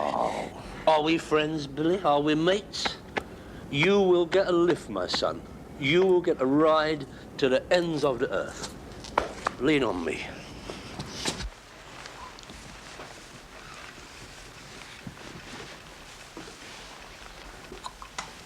I think it's really clever you being into yoga and everything. Yes, right. Hey, you got lodgers? Hey? There's someone out there. Terry, open up. Open up, Terry. Shh, Bill. I'm asleep. Very important. Terry, open up. Oh, what have you come as? I'm sorry, Arthur. Listen, mate. He got his kung fu gear on. I've got something else on in there, all right? Yeah, look, you know Billy Gilpin, don't you? Well, Billy needs a favour. Yeah, well, let's come in. Come on, Bill, come in. Well, go over there, then. Over here, Bill. Shut up. Keep the noise down. You want a drink, Billy? No, thanks, Arthur. Arthur. Now, look, I promised Billy. I said if there's one fella who will not let you down... I've got a bird in there. I will explain it to her. You won't. It's taken me 3 hours to get her there. You think I can't charm her into staying another 3 hours? Look, Terry, I'm sorry, but I really need this favour. Terry, a friend, Terry. Good night. Your charm must have penetrated through the bleeding wall. Not too fast, eh? We don't want to get a pull. You're right there, Squire. Ain't been road tax for months.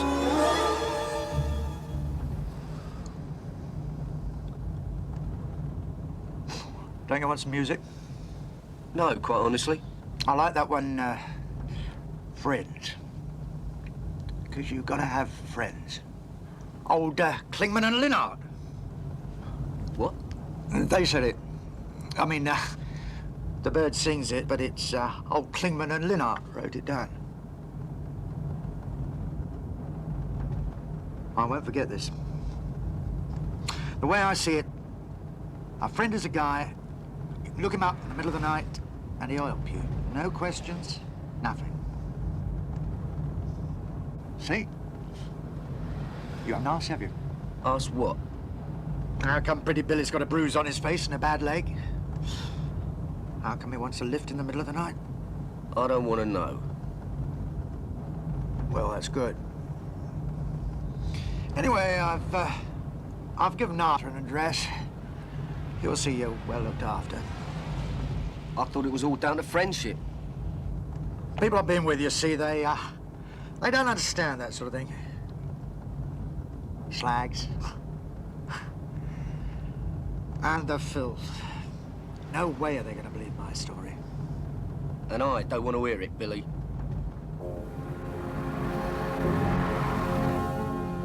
Me, I'm a champagne man. I just love that old bubbly. Up and away.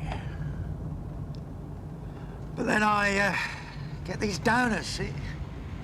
I really... You ask Arthur. Tell you what, we meet up again, we'll split a bottle of champers, right? Yeah, right. How are you going to book in here without any bags or anything? Guy's a friend.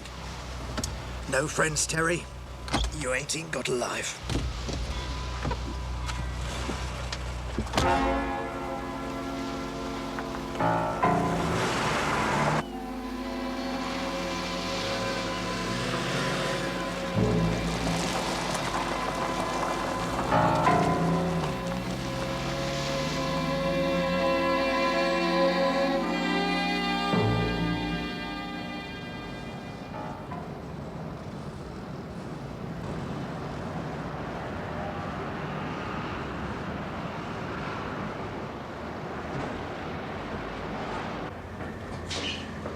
Terence McCann.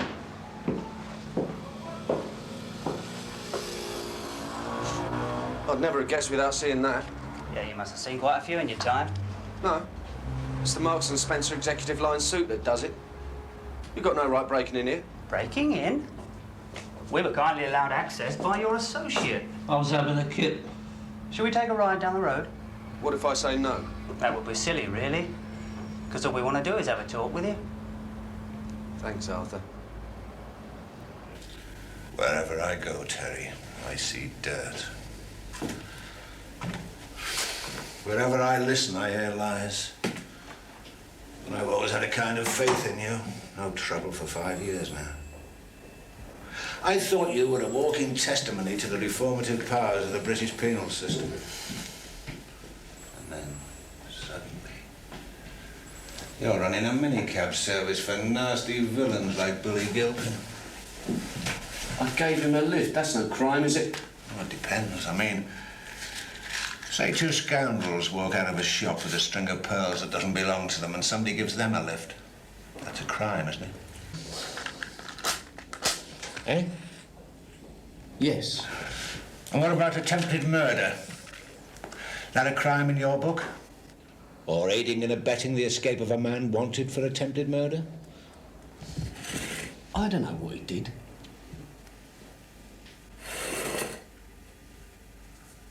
I just told you. Yeah, well, he never mentioned it to me. What did he talk about then? Friends. Like who? Well, Klingman and Linnart or something. Who are they? They wrote a song, apparently. Are you trying to be funny? No, that's what we talked about. And Lord Ingrave? What's that, a boozer? He may be, for all I know.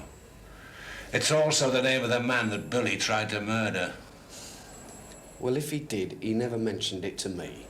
Listen, Terry. I'm not asking you to be supergrass. I am advising a slightly more cooperative attitude. I mean, attempted murder on my patch, and I get somebody, either the guy who did it, or the guy who helped him to get away. Am I coming through loud and clear?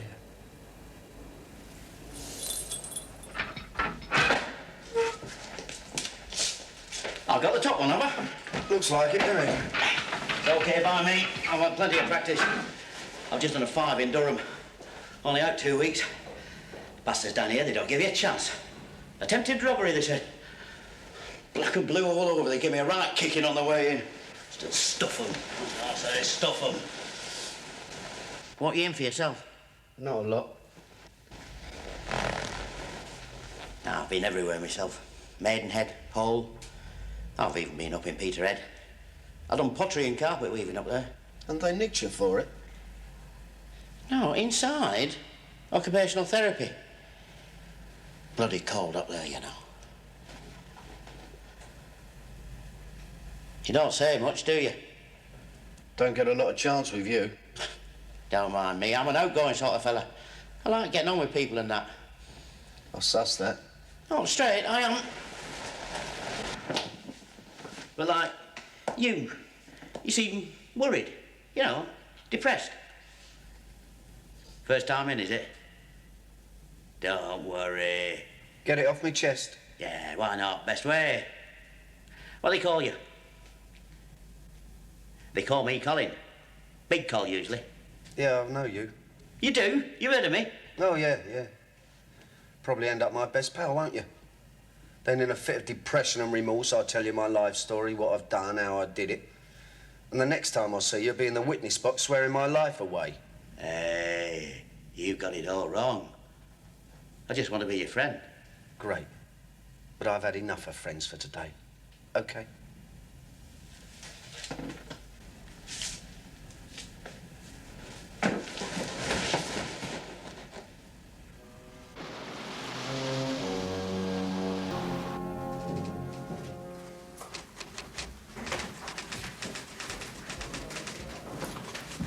Terry! Don't go nipping off to Mallorca. We may want you in again.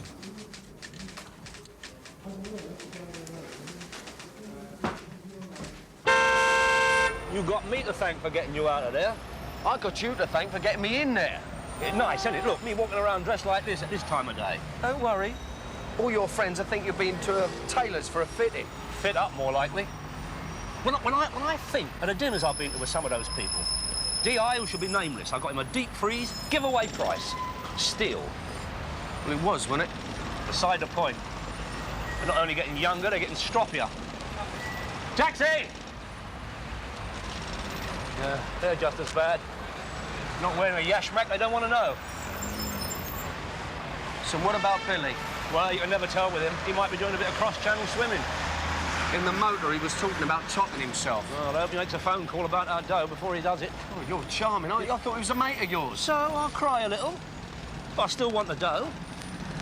Quick sauna, change of attire, and we'll nip over to Lady Ingrave's. Who? Lady Anna Claire Ingrave. Who is? Who is? The wife of the geezer Billy tried to murder, right? That is their personal, private business. But our wages, that's something else, isn't it? Taxi!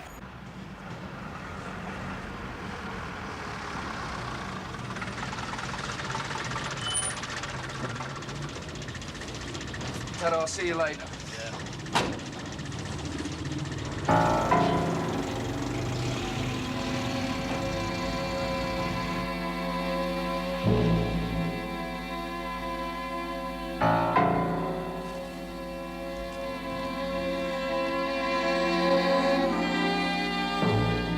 Wouldn't be Terence McCann, would it? Don't do it, Runner. We're not old, Bill. Hard to tell these days. No aggravation. Someone to talk to you. Same pattern and all. That's what they said. Kept me in for bleeding hours. Bobby Altman gets to the point much quicker. Who? A good friend of Billy Gilpin. I knew that word had come into it somewhere. Eh? Friends. I mean, Billy. Very into friends.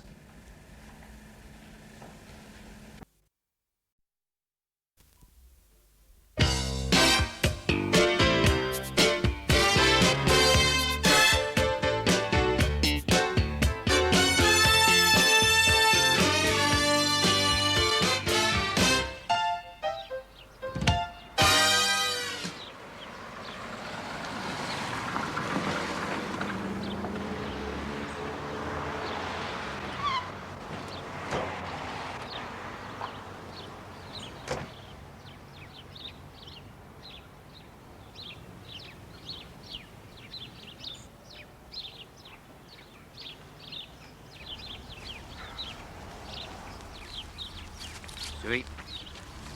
How much has he done? On his 4th mile.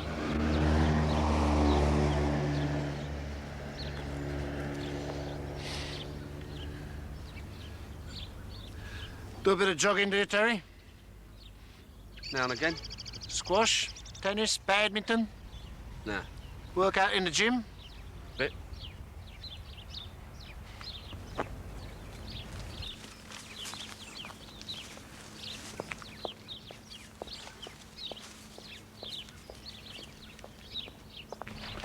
I remember you fighting, badly handled. I made you a mug. Come a long way. Now you're an even bigger mug.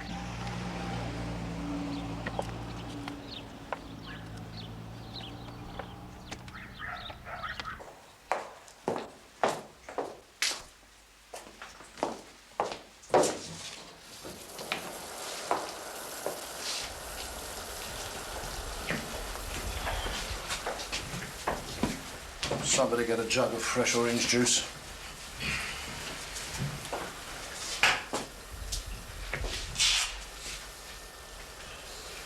You work for Arthur Daly? Hey? You work for Arthur Daly, don't you? Sort of. You know what he is? He's 2 bob.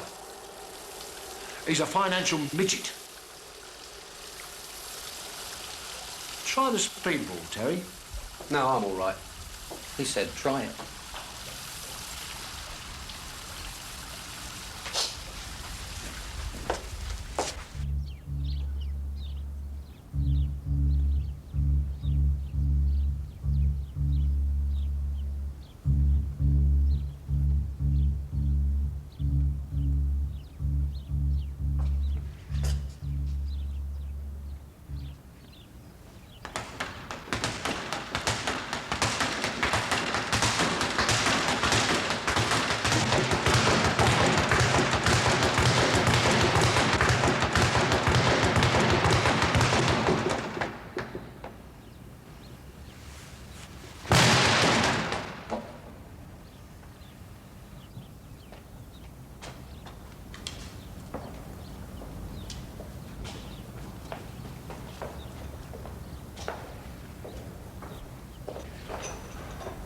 See, I run 4 miles, I'll take a shower, I'll sit down, and my pulse is normal. That's because I've got a very slow heartbeat, 56 to the minute. Athletes half my age would like a pulse rate like that. That's what makes me such a calm and rational man. Know when it quickens? Talk about money and it quickens. Talk about money that's been stolen from me and it races. Billy Gilpin stole money from me and you helped him get away. Billy's dead. You believe that? Well, I don't know. They reckon he just walked into the water. Bullshit! With 70 grand, he could walk underwater. Look, all I did was give him a lift. What does that make you? It makes me the geezer who gave him a lift, and that's all. Makes you an accomplice. It makes you the man that helped steal money from me. Now, look. Don't tell me look! I'll tell you look! I say I'm excited. I'm angry. And what happens? My heart starts racing. The Ayatollah. You heard of him? Yeah. Well, I'm a fan. You steal, you get your hand cut off. You steal from me, and never mind about the referendum. Never mind about free votes in the House of Commons. You steal from me, and that is the return of capital punishment. Yeah, well, I plead diminished responsibility. What's that supposed to mean? I didn't know what it was all about. Oh, you didn't wonder what was in his little Gucci case? He didn't have a case. So his pockets was bulging? No. His eye was bulging and he had a dodgy leg. Oh, and you're St John's ambulance. Anybody a little out of sorts, and you give him a helping hand. Big pal of yours, is he? I've never even met him before. Can you believe that, chaps?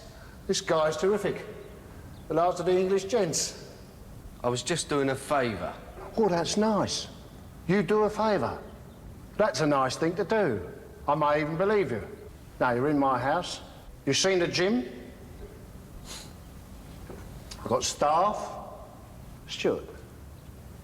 Come down from Scotland, 10 bob in his sporran. Now he's well dressed. Lives well. He's got a gold DuPont lighter. And he don't even smoke. You know what a bearer bond is? Of course you don't.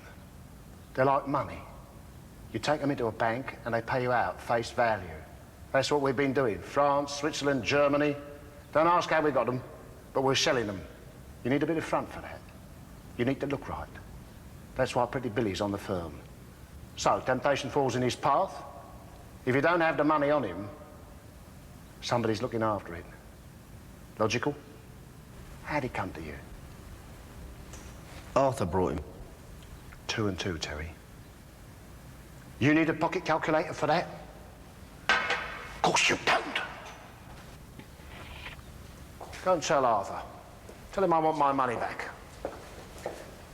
Tell him if I don't get it, he's a dead man. I could punch holes in you, Terry. Know why? Alan and George would be holding you down. Tell Arthur. Bobby Altman? Ha ha! Don't make me laugh. I used to know him out at the East End. He used to thieve off thieves. Yeah, well, that's not all that easy, is it? Kill me? How's he gonna kill me? I should imagine he'd have a variety of ways. He'd have ways other people haven't even thought of. Yeah. Well, you better stick around then, hadn't you? Yeah. Beluga? Oh, my favourite caviar, as it happens. Beluga, shush. You better come in.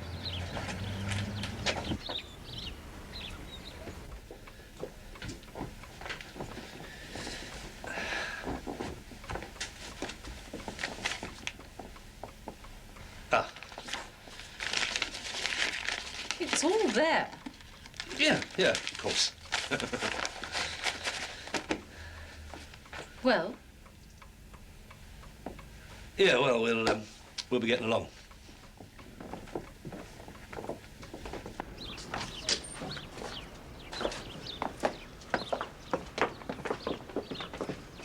Terry? It is Terry, isn't it? Yeah? I'd like to thank you for what you did for Billy. Oh, I didn't realise you were friends. Have you spoken to him? Yes. He called me from the hotel. He was very grateful. It's nice to know, isn't it? By the way, how's your husband? Very ill. He may even die.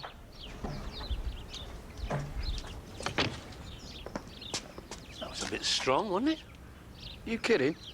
Her old man dies, Billy might be dead. Where does that leave me? Or you, for that matter? I'm not worried about Bobby Altman. Should be. Why? His roller's coming down the road.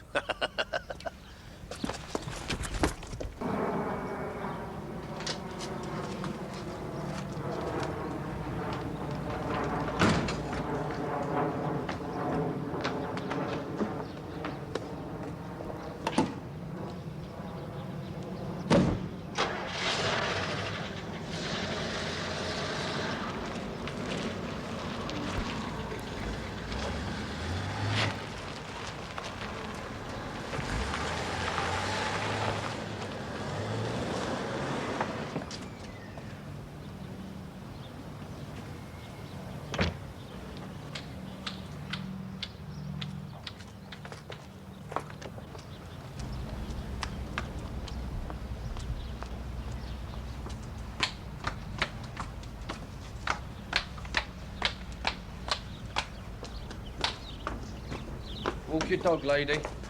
What do you want? I think it's what we call owning up time. I have nothing to say to you. Yeah, well, I've got a few things to say to you. Please leave me alone. You haven't been exactly straight. If you don't go, I shall call the police. Oh, yeah? And what will you tell them? All about Pretty Billy? Your friend, Bobby Altman? How you just paid Arthur and me off? What exactly do you want? Well, how about a little drink for a start, eh?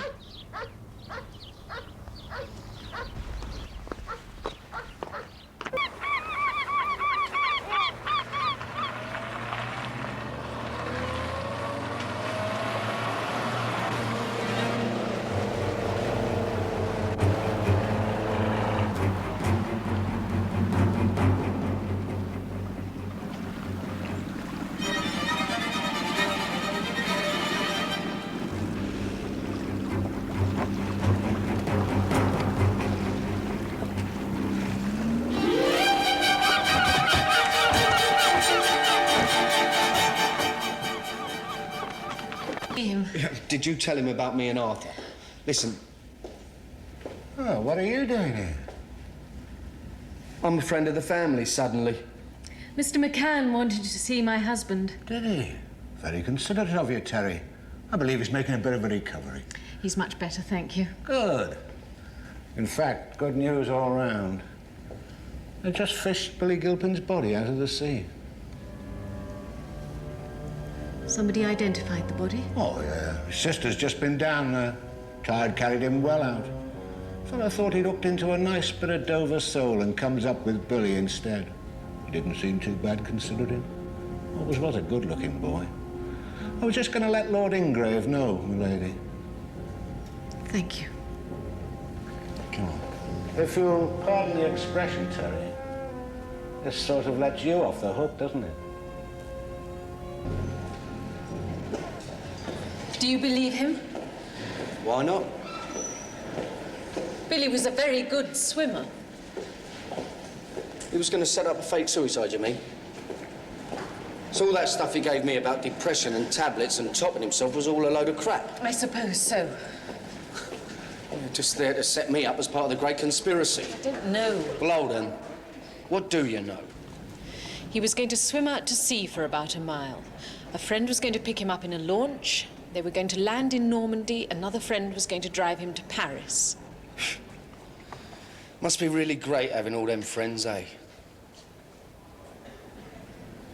Come on.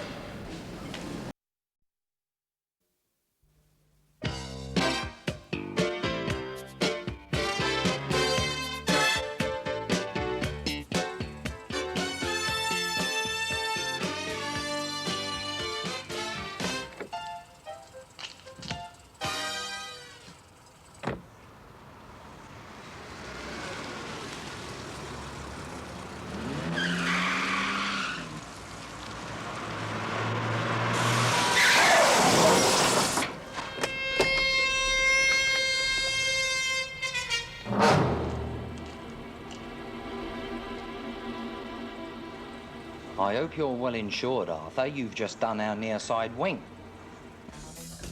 And he didn't leave a message for me? No, that's all right, no. No, I'll hang round here, he'll probably show up. Yeah. Yeah, cheers. Ta-da. Excuse me, pal.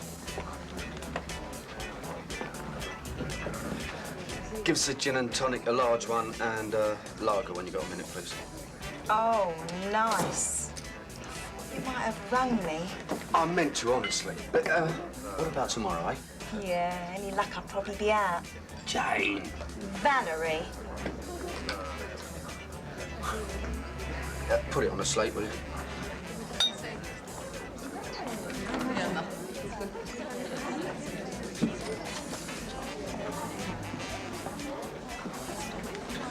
Slice of lemon, all right?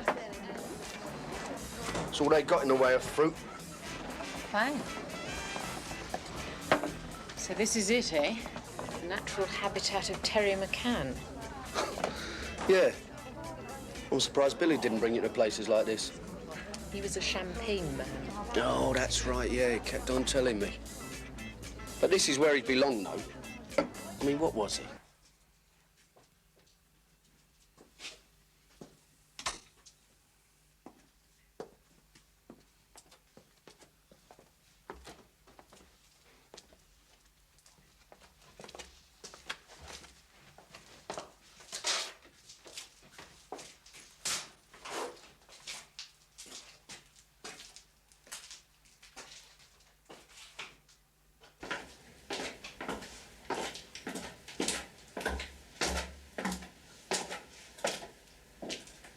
Hello, Bob. Bit of a misunderstanding, eh? Is there? You look older, Arthur. Well, time marches on and all that. You're looking well. I said not to hurt him. Well, he got lippy in the motor.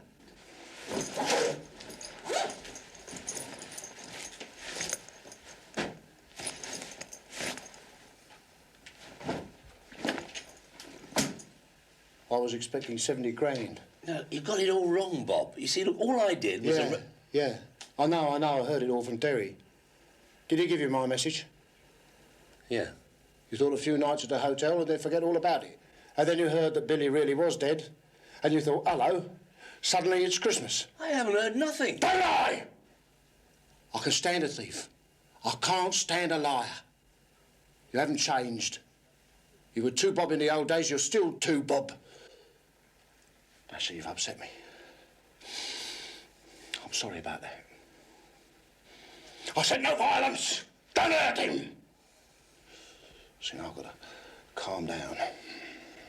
Oh, well, I'm sorry about that. Shut up! Give him a camp bed and a lie low. We'll make an early start in the morning, Arthur.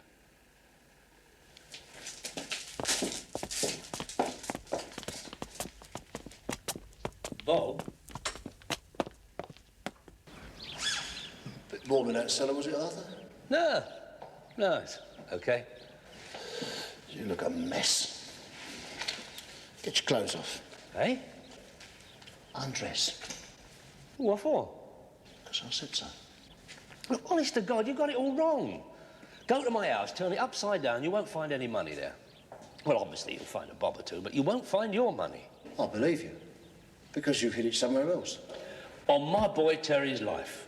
Clothes off. What are you going to do? Oh, I got it. Arthur think it's torture. Strip off, electrodes on the private parts. What do you think we are? Some nasty little South London team? This is Happy Hampstead, Arthur. London's lung, somebody called it. That's why I live up here, because it's healthy. Give him his gear.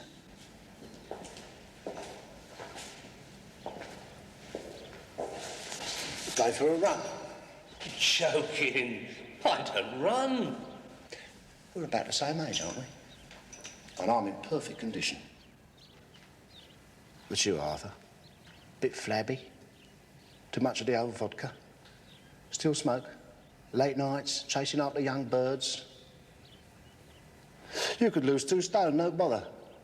Change your whole life. Change your outlook.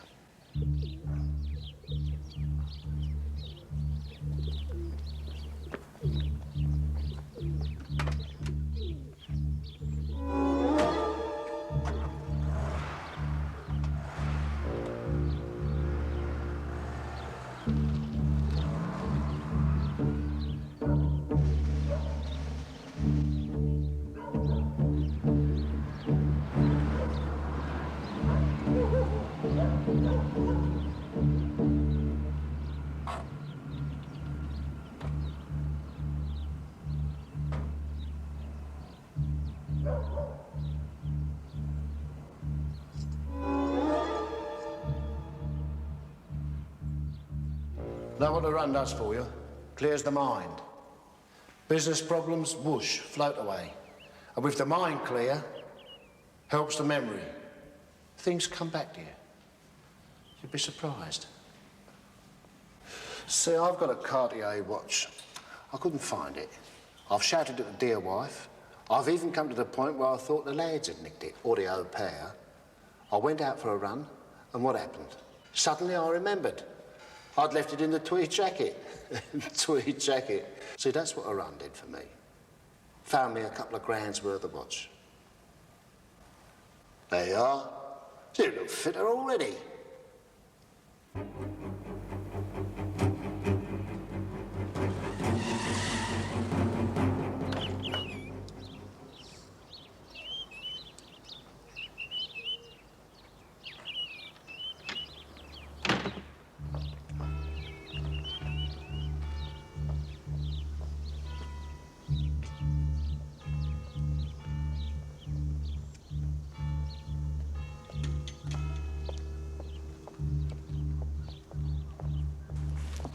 Tell you what, Arthur, you could do a runner. This jogging, it's not my game. Of course it is. On your mark, Arthur. Get set, go!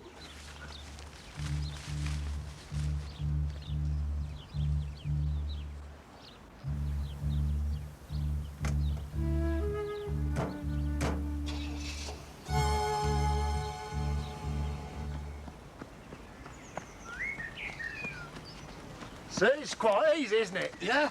OK.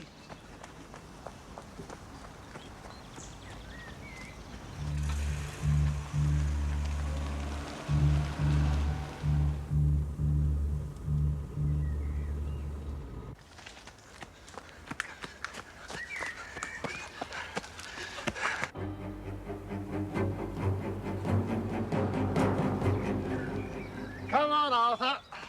A lot of doctors don't approve of this, you know, if you're out of condition. Never too much too soon. Some fellas, you know, their legs go first like old fighters. Yeah, then their lungs begin to tighten.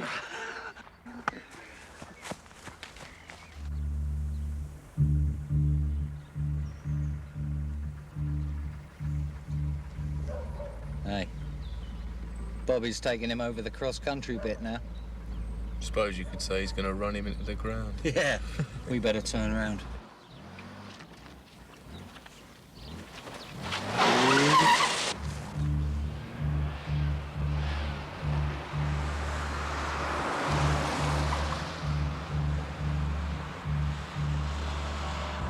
It's bleeding McCain.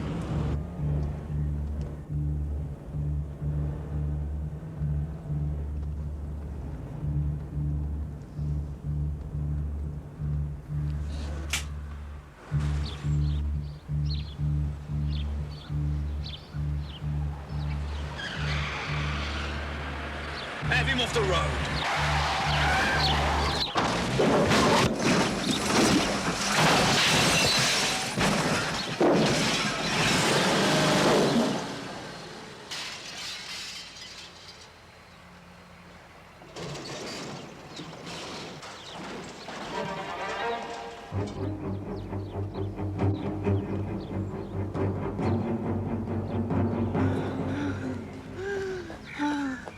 Read the statistics. Heart attacks. You drop dead, Arthur. What do they find? Just another old jogger. The money, Arthur. No. Then run.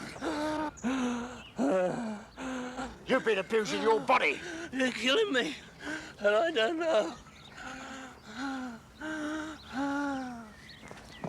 Nice, big, deep breaths. And you can tell me.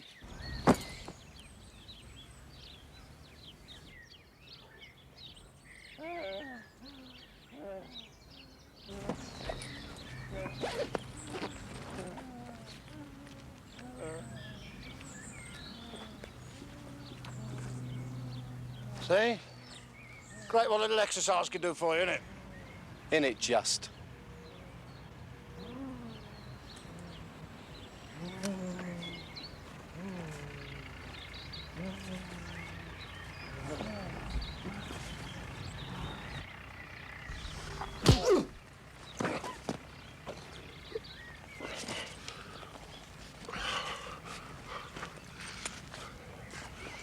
What, you gonna count it then? No, Terry, no. No, you've got an honest face. Leave it out, Stuart. He'll slaughter you.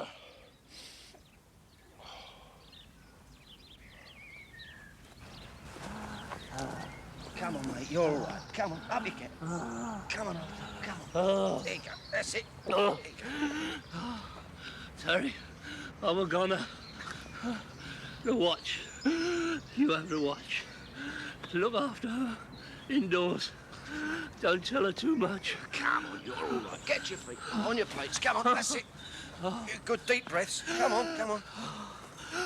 Oh, in a minute, I'm going. Oh, I need the kiss of life. Oh, I'm sorry about that, mate. Listen, have a cigar, eh? Come on. Oh, Terry. You're a pal. Yeah, mate. Where would we be without him, eh? Come on, come on.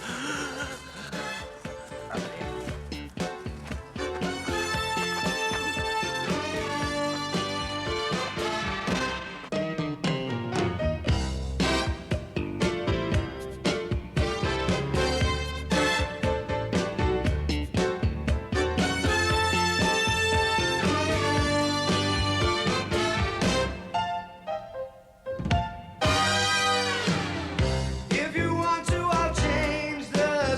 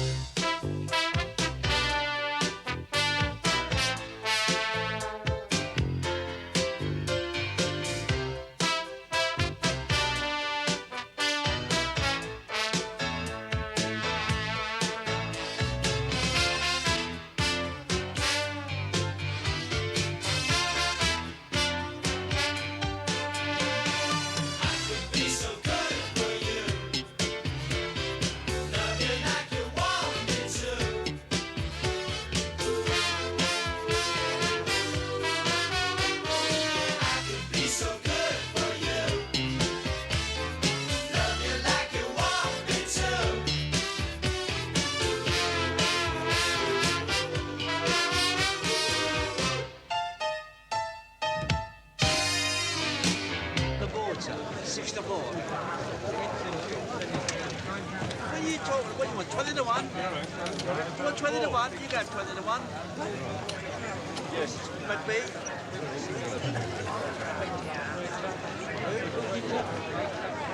Yeah, 8 to 1. Right. Here is a special announcement for the owner and rider of number 2, Lily Law. Will you make your way to the parade ring as soon as possible?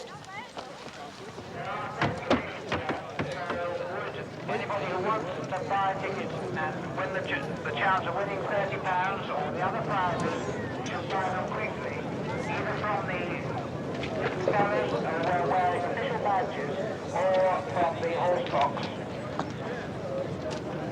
And once you have a event being organised by the House Course of Club, I don't know what I'm doing here. I could be doing other things, you know. Could be at the dogs. Hackney. Dogs? Terry, this is where it's at. Your own county's set. Your Mark Phillips lot. Contacts, isn't it? Combine business with pleasure. I've got a smashing Lancia I'm trying to unload. 1979 logbook. Only 14 thou on the clock. Not a trace of rust. Got a bomb with a chinless one, I should think. God, I smell that affluence. You don't get that at Hackney dog track. No. It's done. You're standing in it.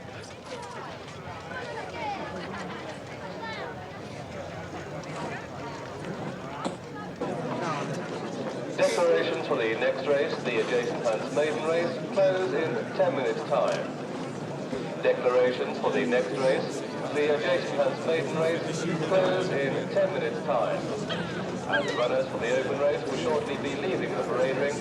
Would the public please clear the course? That's my one. It's got a bent on it. So? Wouldn't say no to her either, as it happens. Lily Law? You can't fancy that. Always with a name like that. You of all people. I fancy it. No chance. No chance at all. Look at his legs. Yeah, look at his hindquarters. What are you going on about his pins for? Want to stick a once on its nose, not give it one. Yeah, stick a fiver on the other grey for me. Be advised, Terry. Stand on me. Lily Law. LA 690, LA 20, 7, 6, LA 20. LA 20. What's it called, Dusky? There you go, £7 on spring return. £28 for 7 spring return, ticket number 301. LA 12. Excuse me. There you go. 4 to 1. 4 to 1? He must have seen you coming. Some of the others had it at 7 to 2. The horses are down at the start. Do it yourself. Will soon be coming Couple of quid, yeah. starters' orders.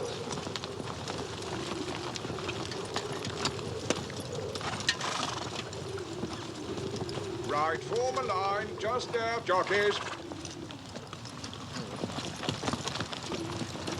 Now just walk up, slowly, slowly. Slowly on the line. They're under starters' orders, and they're off for the open race. And settling down, going to the first, Lily Law goes into the lead. And at the rear, Spring Return has started slowly. Lily Law clear in the lead. Boneville, Lambton and Flying Station. Come on, my son. Going to the first, it's Lily Law. From Boneville second and Flying Station third. And at the rear, Spring Return has refused. Spring Return refuses at the bugger's balked at the first. Lily Law goes clear, going to the second. And on the run in, it's Lily Law winning easily from Flying Stations and Boneville. Here is the result of the open race. The one I fancied pissed it. That's always been your problem, Terry, isn't it? What has? Dithering about, chopping and changing. What's known in the psychiatric profession as a grasshopper mind. In the good old days, you could get treatment for it. Pelmanism.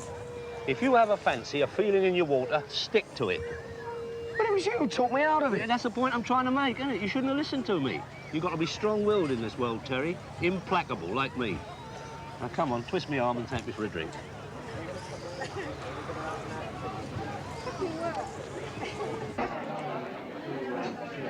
Listen, if you're going point to point in again, let me know.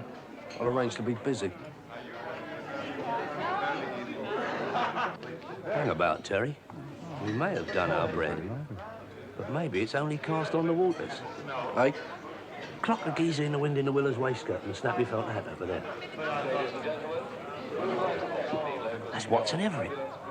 Who? What's an Everett? Stroll on. Oh, come in, Terry. He's only one of your genuine NH trainers. He's not rubbish. Hey, I know a bloke who's got a couple of jumpers with him. The Honourable Jeremy Burnham Jones. You swallowed the Yuzu or something? What's a Jeremy Burnham Jones when it's at home? It's contacts, isn't it, Terry? Only one of your bright and true blue jet set. Heavily into antique commemorative pottery. I'd forgotten he was also heavily into GG's. So what good's that going to do us? Because, Terry, as well as being heavily into GG's, I am not entirely disassociated with antique statueware. Since when? Subsequent to a favour I did a geezer yesterday. Antique statueware, you? Well, why not? Look, is there anything you're not into? Yeah, there's one or two things. Still, you never know your luck.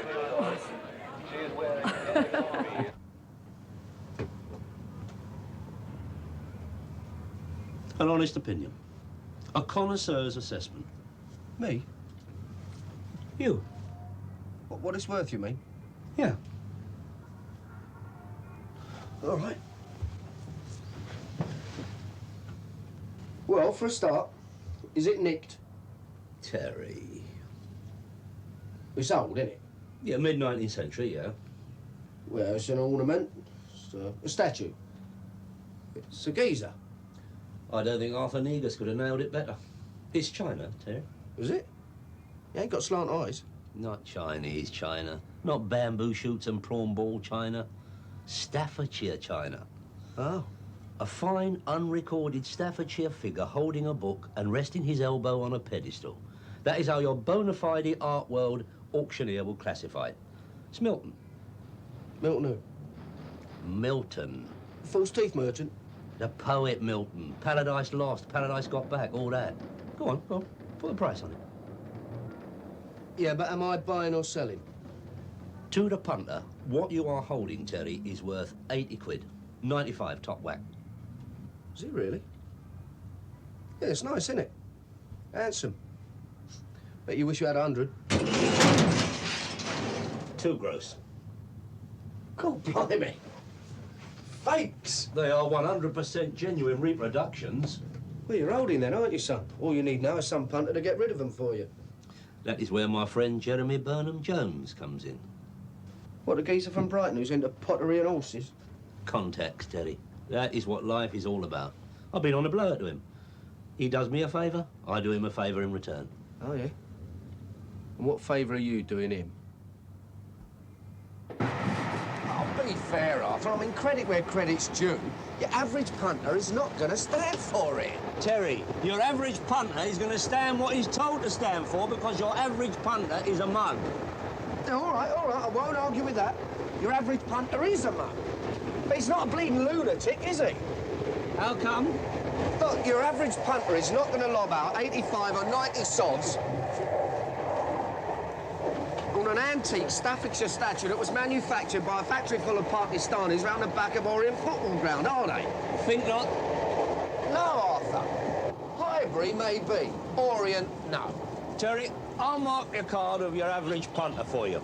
He goes into an antique shop, picks up a little piece of pottery. If it's got a sticker on its bottom saying 350, he is astute enough to know a piece of rubbish when it's put in front of him. Vodka and tonic. No, only light ales. 2 light ales, then.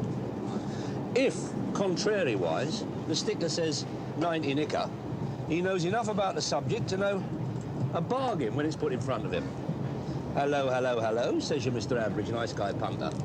90 nicker, this can't be rubbish. Ipso facto, we got a result, Terence. £1.60. 288 times 90 is... No, it's not all profit, Terry. They are genuine reproductions. Pakistani craftsmen or no Pakistani craftsmen. Oh, yeah? Yeah, they cost me 6 quid a piece. And there's overheads, travelling X's. Meals. Exactly. And what little I do come out on top with, I've got to split down the middle, haven't I?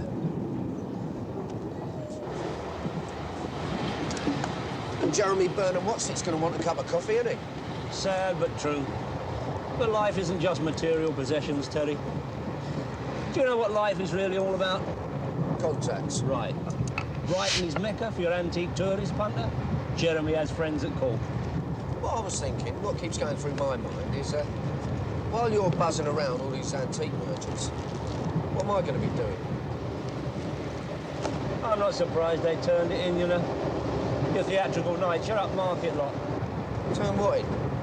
Commuting. London to Brighton, Brighton to London. Regular as clockwork. Before it was elbow. What was elbow? Brighton Bell. Champagne and kippers. They all did it. Johnny Gielgud, Ralphie Richardson, David Sexton. Every morning of the week. We had Pullman cars then. They had vintage cars and all, didn't they? London to Brighton. I mean, can you see Johnny Gielgud, Sir Johnny Gielgud, no less, when he's like ale slopping around in his plastic beaker while he stuffs an individual fruit pie into his north and south? That's not on, is it, mate? What? Sitting here like this, he wouldn't stand for it. See, what I keep thinking is, why do you need the Heavy Brigade? Heavy Brigade? Yours truly. Who down there needs leaning on? Nobody. A little seaside trip for you, isn't it? Fresh air, all that. Put money on it? Much as you like, my son. You'll find you're on a loser.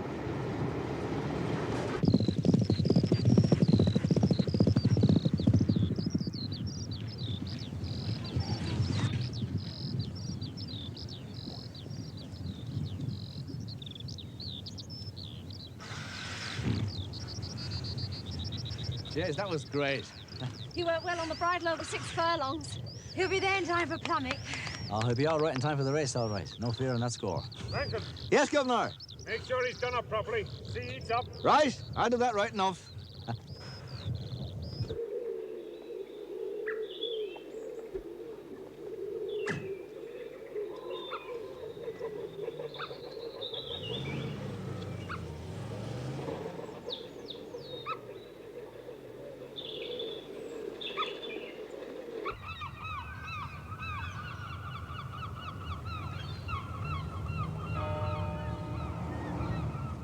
A rare 19th century commemorative Staffordshire equestrian figure you got there, Terry. Worth a bob or two, I can tell you that. What, more than milk? What? Your pottery equestrian's a different class to your pottery poet, isn't he? I mean, that's really kosher. You're into the ton-and-a-half club there, I should say. Really? Let's Yeah. have a look. Rather more than that, Arthur. Yes. Hello, Jeremy. How nice to see you again. Thank you. So this is the friend you were telling me about, Arthur? Yeah, Terence McCann, the Honourable Jeremy Burnham-Jones. Yeah, pleased to meet you. Hello, Terence. You like the Archer? The what? Fred Archer, Mr. McCann, rode over 2,750 winners. 6 Ledgers, 5 Derbies, 4 Oaks, 2,000 guineas 4 times, the 1,000 guineas twice. Greatest there was. You haven't heard of him? No, it's not up my street. No, it's not his strongest subject, a history of the turf, Jeremy. Now that's more like it, isn't it? What? Master McGrath, winner of the Brownlow, Starry's Brick and Douglas Cups. The only dog ever to win the Waterloo 3 times. Hardly the sport of kings. How about Queens, Jeremy? Royal Command was presented to Queen Victoria at court. He will have his little joke. And all the same, one hopes that Mr. McCann will prove rather better than useless when it comes to earning his keep. I want a word with you. Yeah, of course. Outside. Don't worry, Jeremy. Underneath all that, solid gold. All that glisters, Arthur. Exactly. Since when have I been on his payroll? No, I was going to tell you, Terry, but I was just waiting for the opportune moment, you know. Like now? Yeah, well, look, as I explained to you, Jeremy is doing me a favour apropos the milks, right? Yeah, all right, yeah. And I, in return, and by courtesy of you, am doing him a favour back. What sort of favour? No, don't lose your bottle. Nothing big, nothing you haven't handled before. Sort of, watchdogging type of thing, you know. What sort of watchdogging? Well, watch horsing, really. I mean, to be absolutely clinical. Me? Sleeping there? Leave it out. Terry! No, it's not nice, is it? What do you mean it's not nice? Me kipping down with a bleeding nag. No, I'm sorry, mate, it's not on. Terry, this is the countryside. This is your great outdoors. Look, you could be sitting behind a desk in a Soho club, breathing in all that ciggy smoke and all that rubbish, grappling with legless marauders from Man United's far-flung legions, having aggro. This is Shangri-La.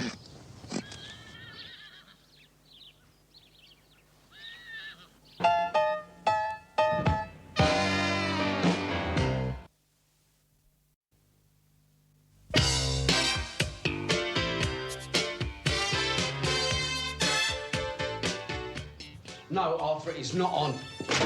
Stone me. Even the old Pals Act has its limits. Yeah, but it's only for a few days, just till the off. Make sure we don't get nobbled. I'm not keeping on straw, finito. That was good enough for our saviour, Terry. But you wouldn't have to be kipping down on the straw, Patrick. We've an armchair, especially for that specific purpose. They got an armchair. Well, that's terrific, isn't it? I'll tell you what, Paddy. You get your head down. Go on, be my guest. You sleep with Pelmet. I mean, Pelmet! What's wrong with Pelmet for a name? Nothing on a curtain rail. Listen, you, there is no way I'm going case with several hundredweight of unprocessed dog meat. That is one of the country's foremost chasers. No, Arthur. Well, if you won't do it, Patrick, there's always them that will. Yeah, well, you better get hold of them. Listen, wouldn't be the first time that a stable lass has stood guard all night lying down with a racehorse. A bird? Yeah. The mind boggles, doesn't it? I mean, what sort of scruffy scrubber have you got to get who's going to sleep with a horse in a stable, eh? Hello. I'm Jocelyn Maxwell Saunders. Oh, I'm Arthur Edward Daly. Oh, you must be the Good Samaritan who's volunteered to keep a watchful eye on this chap. Well, no, actually. No, it's me. Terry McCann. Oh, hello. It really is awfully kind of you. Don't be silly. Any friend of Arthur? We're awfully grateful, Pell and I. Pell's his stable name. I'm riding him next week. I'm Rita. I was going to get landed with a job of spending my nights in there, so you've done me a right good favour. I've given up all hope of getting any beauty sleep.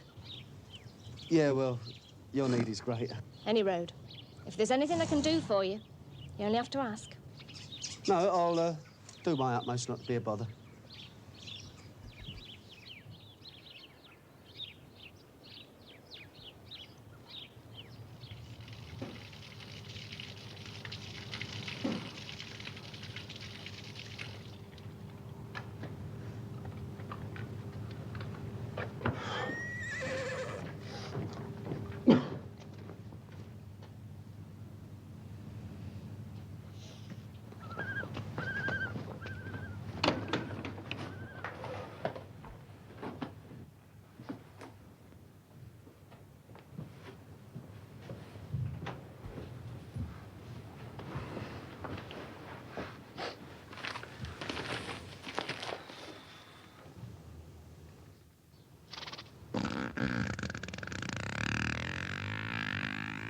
You're a tough, you are.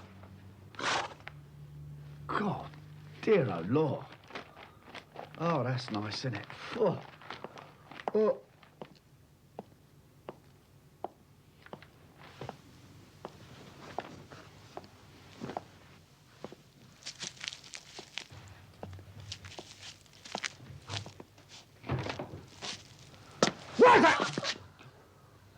Don't ever do that again. I mean, why couldn't you knock? I didn't like to knock. I thought you might have had your head down. Only I fetched you a cup of cocoa. Oh, Tar. Do you take sugar? No, no. Oh, I thought you would. You look as if you do. Only you've put 3 spoonfuls in. Well, I won't stir it then, eh? Nothing else you want? No, no. Oh, right. Well, I'll say goodnight then, Terry. Okay. Good night then, Terry.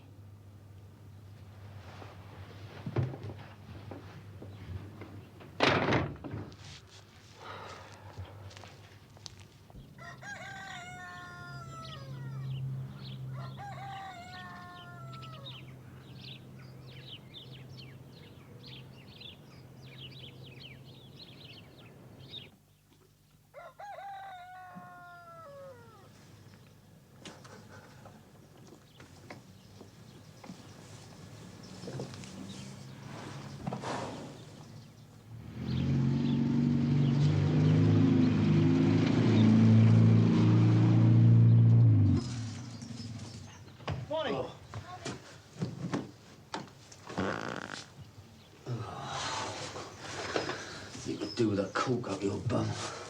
Work day today, Rita. As soon as you can, let's have them tacked up early. Morning, Terry. Have a nice night. Terrific. Oi, Paddy. Yes, Patrick. I want to wash and a shave. Well, you're easily taken care of. There's a standpipe right behind me. Well, no hot water. No hot water. How'd you shave then? Electric razor. Well, that's what I got. Where'd you plug it in? I didn't plug it in. Works on a battery. Morning. Oh, morning, Joss. Morning. Morning. Yeah, any chance of a cup of tea or something? Oh, there was a cup of tea for them that was up in time for it, but there'll be nothing now till after the gallops. What, no breakfast?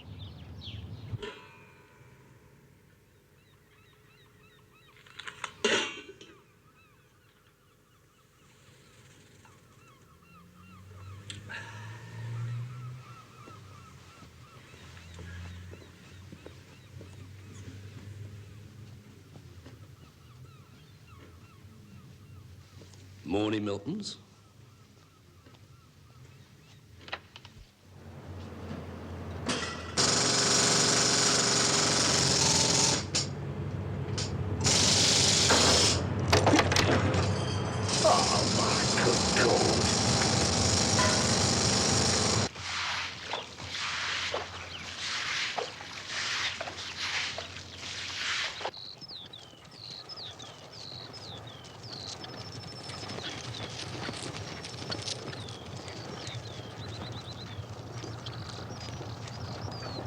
Funny?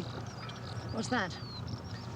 Well, don't make it obvious, but if you look to your right, I keep seeing something glint in those trees.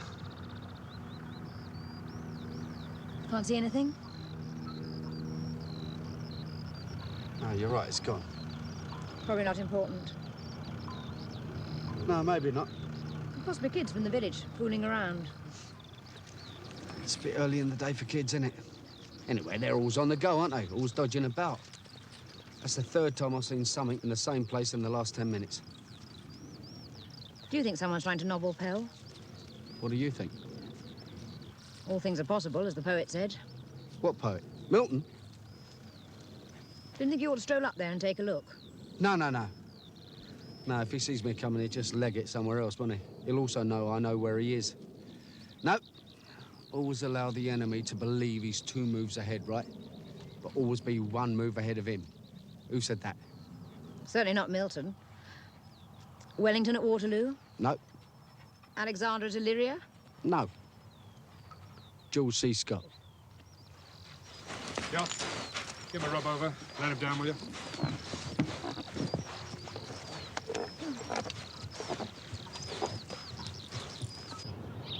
Hey, I'll give you odds you've never done a day's work like this before.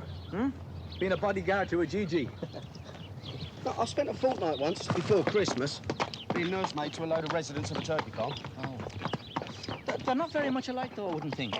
You know, turkeys and racehorses. You'd be surprised, you know. Yeah. I mean, once they're boned and rolled, you know, sage and onion stuffing, of course, and lashings of thick brown gravy, smashing. Hey, listen. You're not one of them heathens that eats horseflesh, are you? Oh, I get it. It's a joke, yeah. Roast racehorse. It's very good.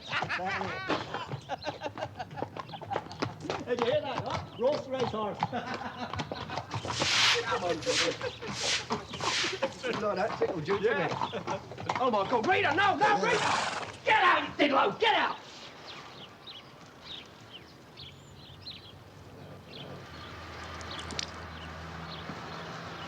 Sorry, Terry. God, you're a terrible man.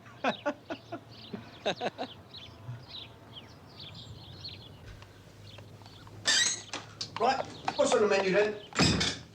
What day is it? Thursday, isn't it? Oh, it's Thursday already. Oh, in that case, it'll be, Monday, Tuesday, Monday. Beef bourguignon. Eh? Beef bourguignon. You see, Thursday is Joss's day to put the chef's hat on. Now, if it was Rita's day, it'd be egg and chips. It was egg and chips yesterday, wasn't it? Yeah. Yeah, I must say, I prefer the beef bourguignon. You're supposed to like my egg and chips. I've nothing against egg and chips in principle, but you see, beef bourguignon has got more protein. Have you got a minute, Langton? Oh, I'm totally committed to the washing up, Colin. Oh, yeah, it looks like it. Well, if you finish, Rita, shoot across and give Joss a hand in the tack room. I'm going down to the village.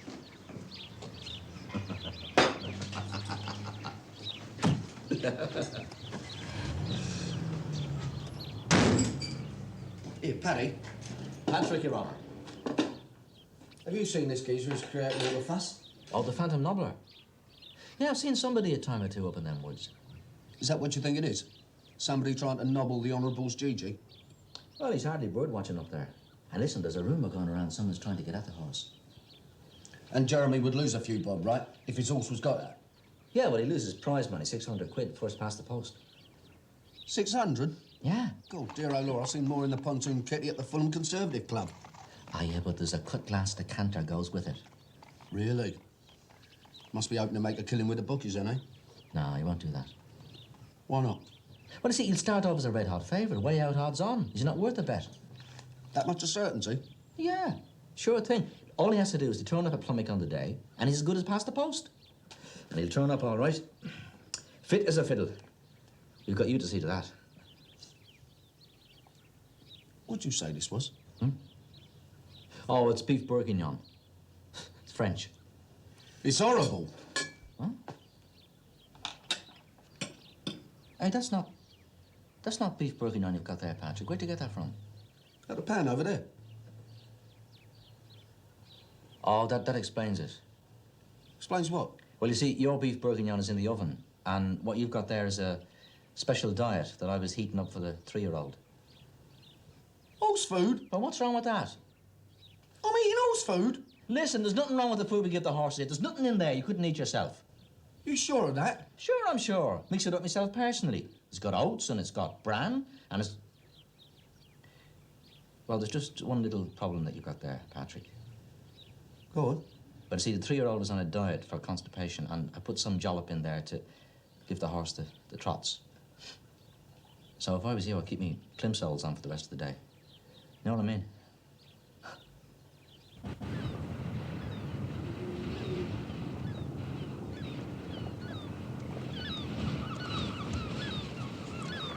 You can't have out, Terry. If it were humanly possible, you could. But I have given my word to Jeremy.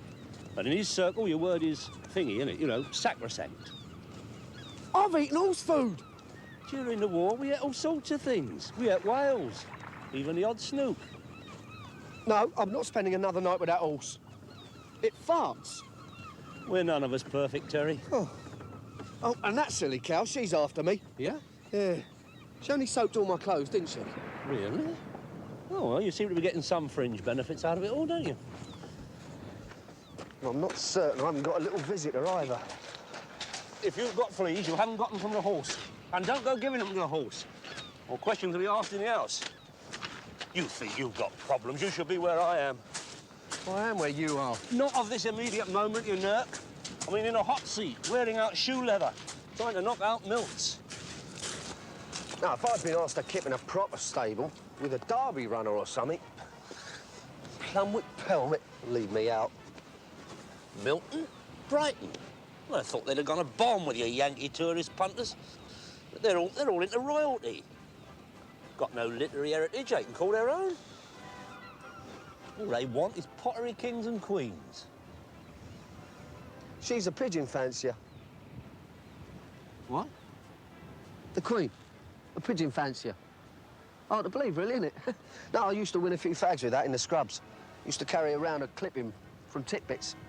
What have pigeons got to do with it? I'm talking about American literature before your present 20th century. It's Mark Twain, Moby Dick bloke, Uncle Tom's Cabin. And what's that one about the Red Indian with a short back and sides? What's his name? Geronimo? No. Hawkeye's Oppo. Last of the Mohegans. Oh, she's got class. Yeah, she has, as it happens. Eh? Should see her at the gallops. Firm young thighs clasped against the horse's flanks, holding it back. You didn't get that bit of purple prose out of Titbits? You haven't been giving it one, have you? Nah, all I get from her is double blanks. It's that other silly moo I'm fighting off, trying to buy my body with mugs of cocoa. You could travel further and fare worse, Terry. Well, she must have better manners in the kit than your four-legged friend. Oh, leave it out, Arthur. Oh, that'd be one for your memoirs, Terry. You'll get a result there. Oh, well, press on. I might have recourse to going back to town. England? Yeah, London, yeah. I've been considering the feasibility. I mean, the milk's not doing the hotcakes act down here. I might just well chase my contacts up west. Well, that suits me. I've had a belly full of this. Oh, no, not you. I have given Jeremy my word that you will see this job through. Arthur. And I am a man of my word. And you are a man of my word, too. Anyway, I'll keep in touch. Oh, she wants you.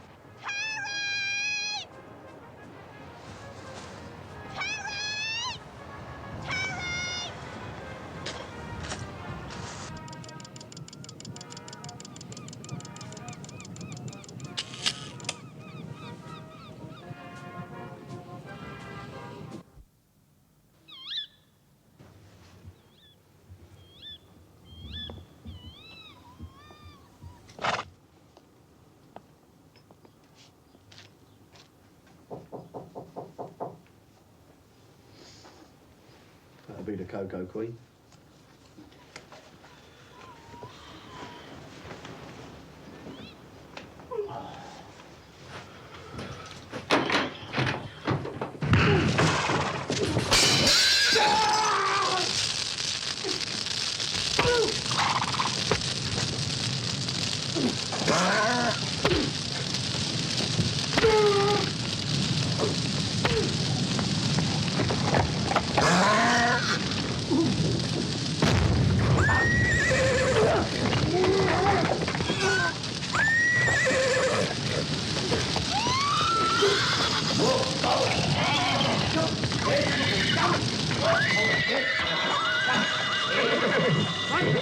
Grab the extinguisher!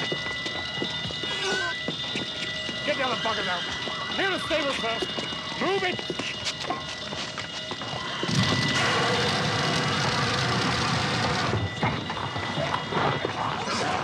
What the hell happened? A visitor. He had a go. Did you get a look at him? Do you recognize the lunatic? No. Oh, no, next time. Well, I'll have it.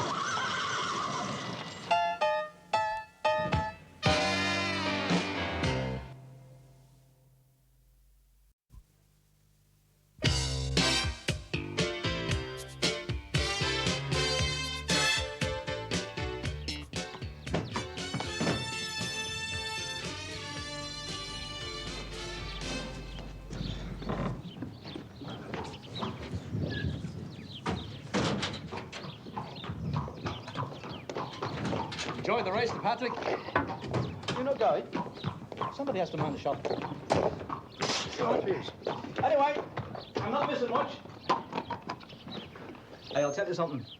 She'll lead from the start, and all the rest of them will see about will be the back of her bum. Mr. McCann! Yeah, well, tell her, Paddy, mate. I'll see you, eh? Look after yourself. God bless Patrick. Hey, keep taking the horse tablets. Come on. It's 10 o'clock already. I want to get in there and settle down a couple of hours before the off.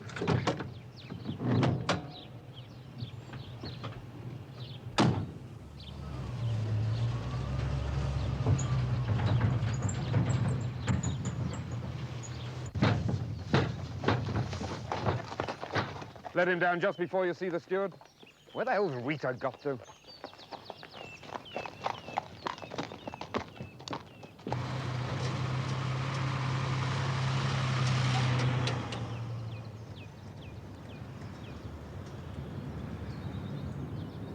Hey, up. Do you happen to have the time on you, Terry? Yes, thanks. Would you mind telling me? I've got a watch, but I haven't got it on. Just gone 12. It's at the menders. Getting mended. You on your own? You waiting for somebody? Yeah, something like that. Haven't you got things to do? Joss will see her into the stable. She doesn't run until the 2:15. Only if you are on your own. I'm on my own. So I'll wait for the gates to open. You could buy me a drink. Or on the other hand, I could buy you a drink.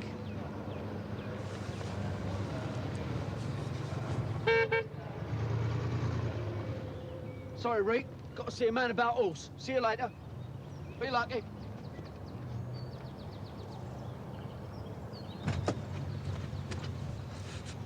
Never another job like that one. Hello, young lover. Not playing gooseberry, am I? Open the boot. Look at that. Sure, that's a bit tawdry, isn't it? Stone me, that's it. Pardon? Geezer who tried to bonfire me.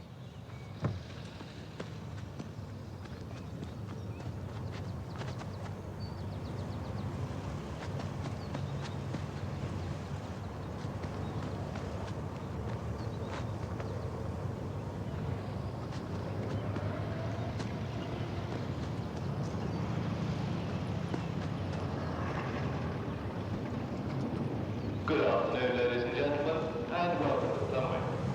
We hope you have an enjoyable and successful afternoon's racing. But the trainer states that the following horses will not run. In the first race, number 3, Sue Folly. In the third race, number 14, Cheyenne Brave. And in the sixth race,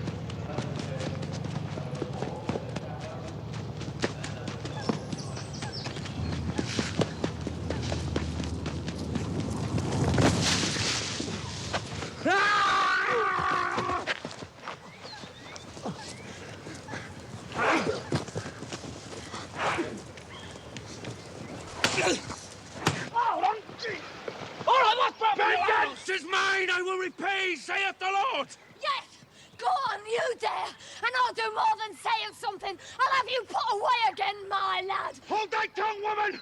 Thou art shapen in wickedness, and in sin hath thy mother conceived thee! Build up! Is that a friend of yours? He's no friend of mine. It's round a bleeding twist. I know. I must have been off mine when I married the daft dozy sod. Generation of vipers! Who hath warned thee from the wrath to come? Shut your gob! Can't you leave me alone? Can't you let me live my life? I wouldn't care, but I've been separated from him 2 years. We've been divorced 10 months. I knew it was you. I knew all along, only I tried to keep myself. I've got a court order on him for molesting. You know you suffer for it in the long run. Why carry on? Let us do evil! The good may come! You're not right in the bloody head. Chapter 3. He follows me round the country. Had a right good living job at a riding stables near Ebden Bridge, run by a married gentleman with a son at university, a Rotarian who never laid a finger on me, never even looked at me. And this stupid, senseless article broke 3 of his ribs. What do you think you'll get for this lot? Bloody arson! You wouldn't credit this. But he was as right as rain until one Sunday morning, when a couple of religious maniacs kept him talking on the doorstep. You're not right in the bloody head!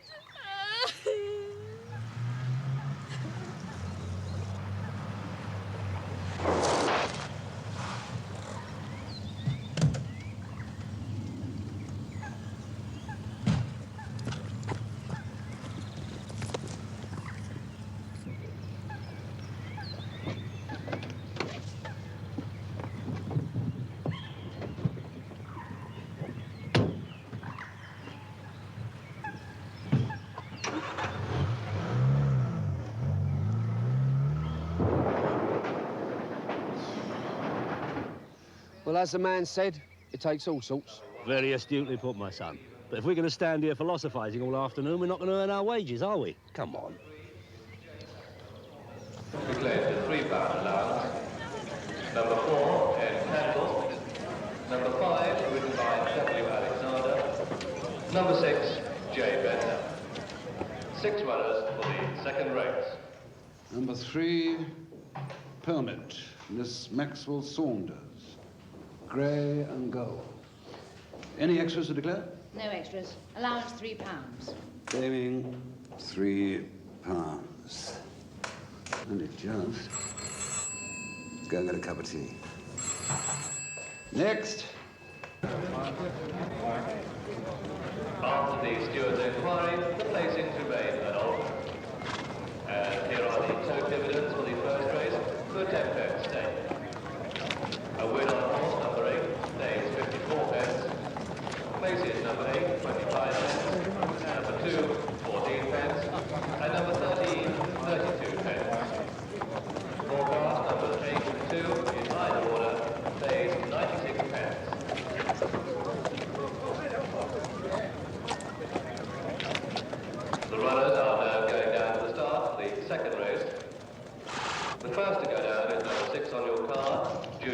son, 1 ton. Put yourself about, see what you can get.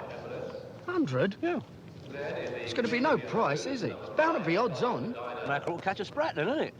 Look, I have it from the horse's mouth. It's the biggest certainty since the tortoise walloped the air. And catching a sprat's better than bugger all. Oh, go on, chill out.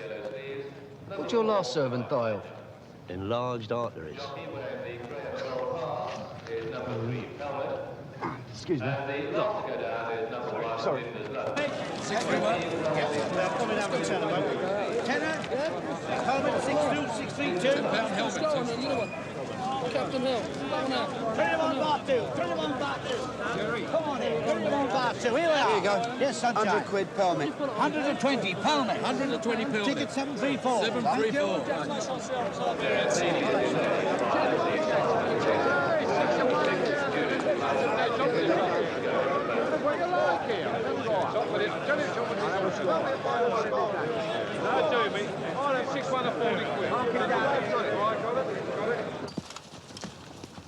Number 6, Judith Delight, has now joined the other Diana at the start, so they will shortly be coming under starters orders. It's up. There you go. 5 to 1 on. 5 to 1 on? 100 nick and a 20, is that the best you could get? Yes. Do it yourself? Nah, never do odds on shots. Well, so I walk away with 20 quid, that can't be bad. Minus tax. No, I never have done odds-ons. In any case... They'll soon be called in the line. In any case, what, Terry? Make a line, please.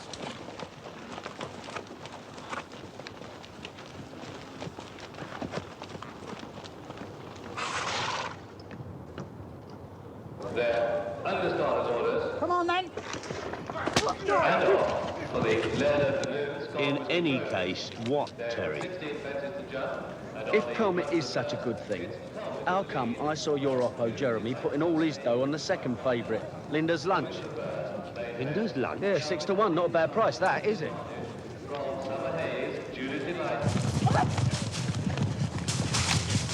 All safely over the first, and on the short run of the second, Pelmet leading from Summer Hayes.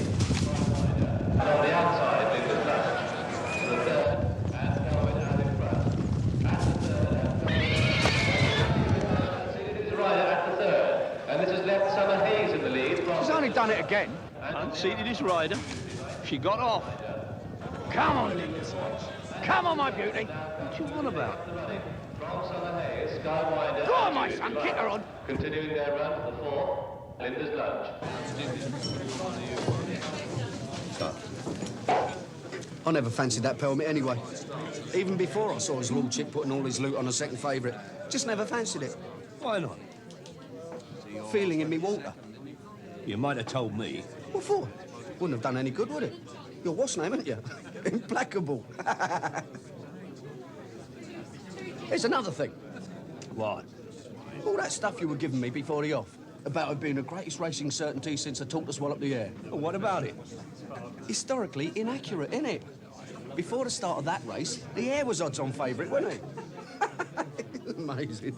Don't you think you are? Bleeding Aesop. Oh, dear. Wait. Jeremy, you bastard. You had that race rigged. Arthur, as if I would. Jocelyn's foot slipped out of the iron, that's all. Leave it out. She took a dive. I had her in my bins. You might have rowed me in. You did owe me a favour. I lent you Terry. Well, I would have helped you, but one has to be discreet if one wants to keep the odds out on the second favourite. How'd you get that bird to sling it, eh? Break her arm or something? Hello, darling. Hello, darling. Dear, oh dear, Terry. What is it all about, eh?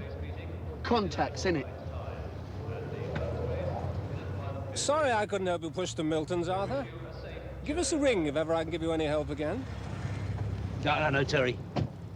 Yeah, go on. There's a copper.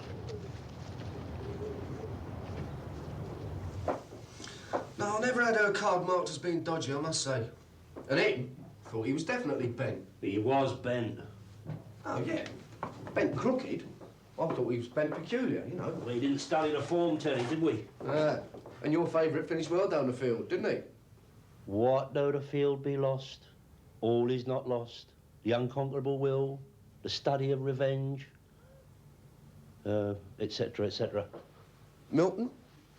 The lad himself. Nil desperandum, that's what I think he's trying to tell us, Teddy. Cop that. It's a paintbrush.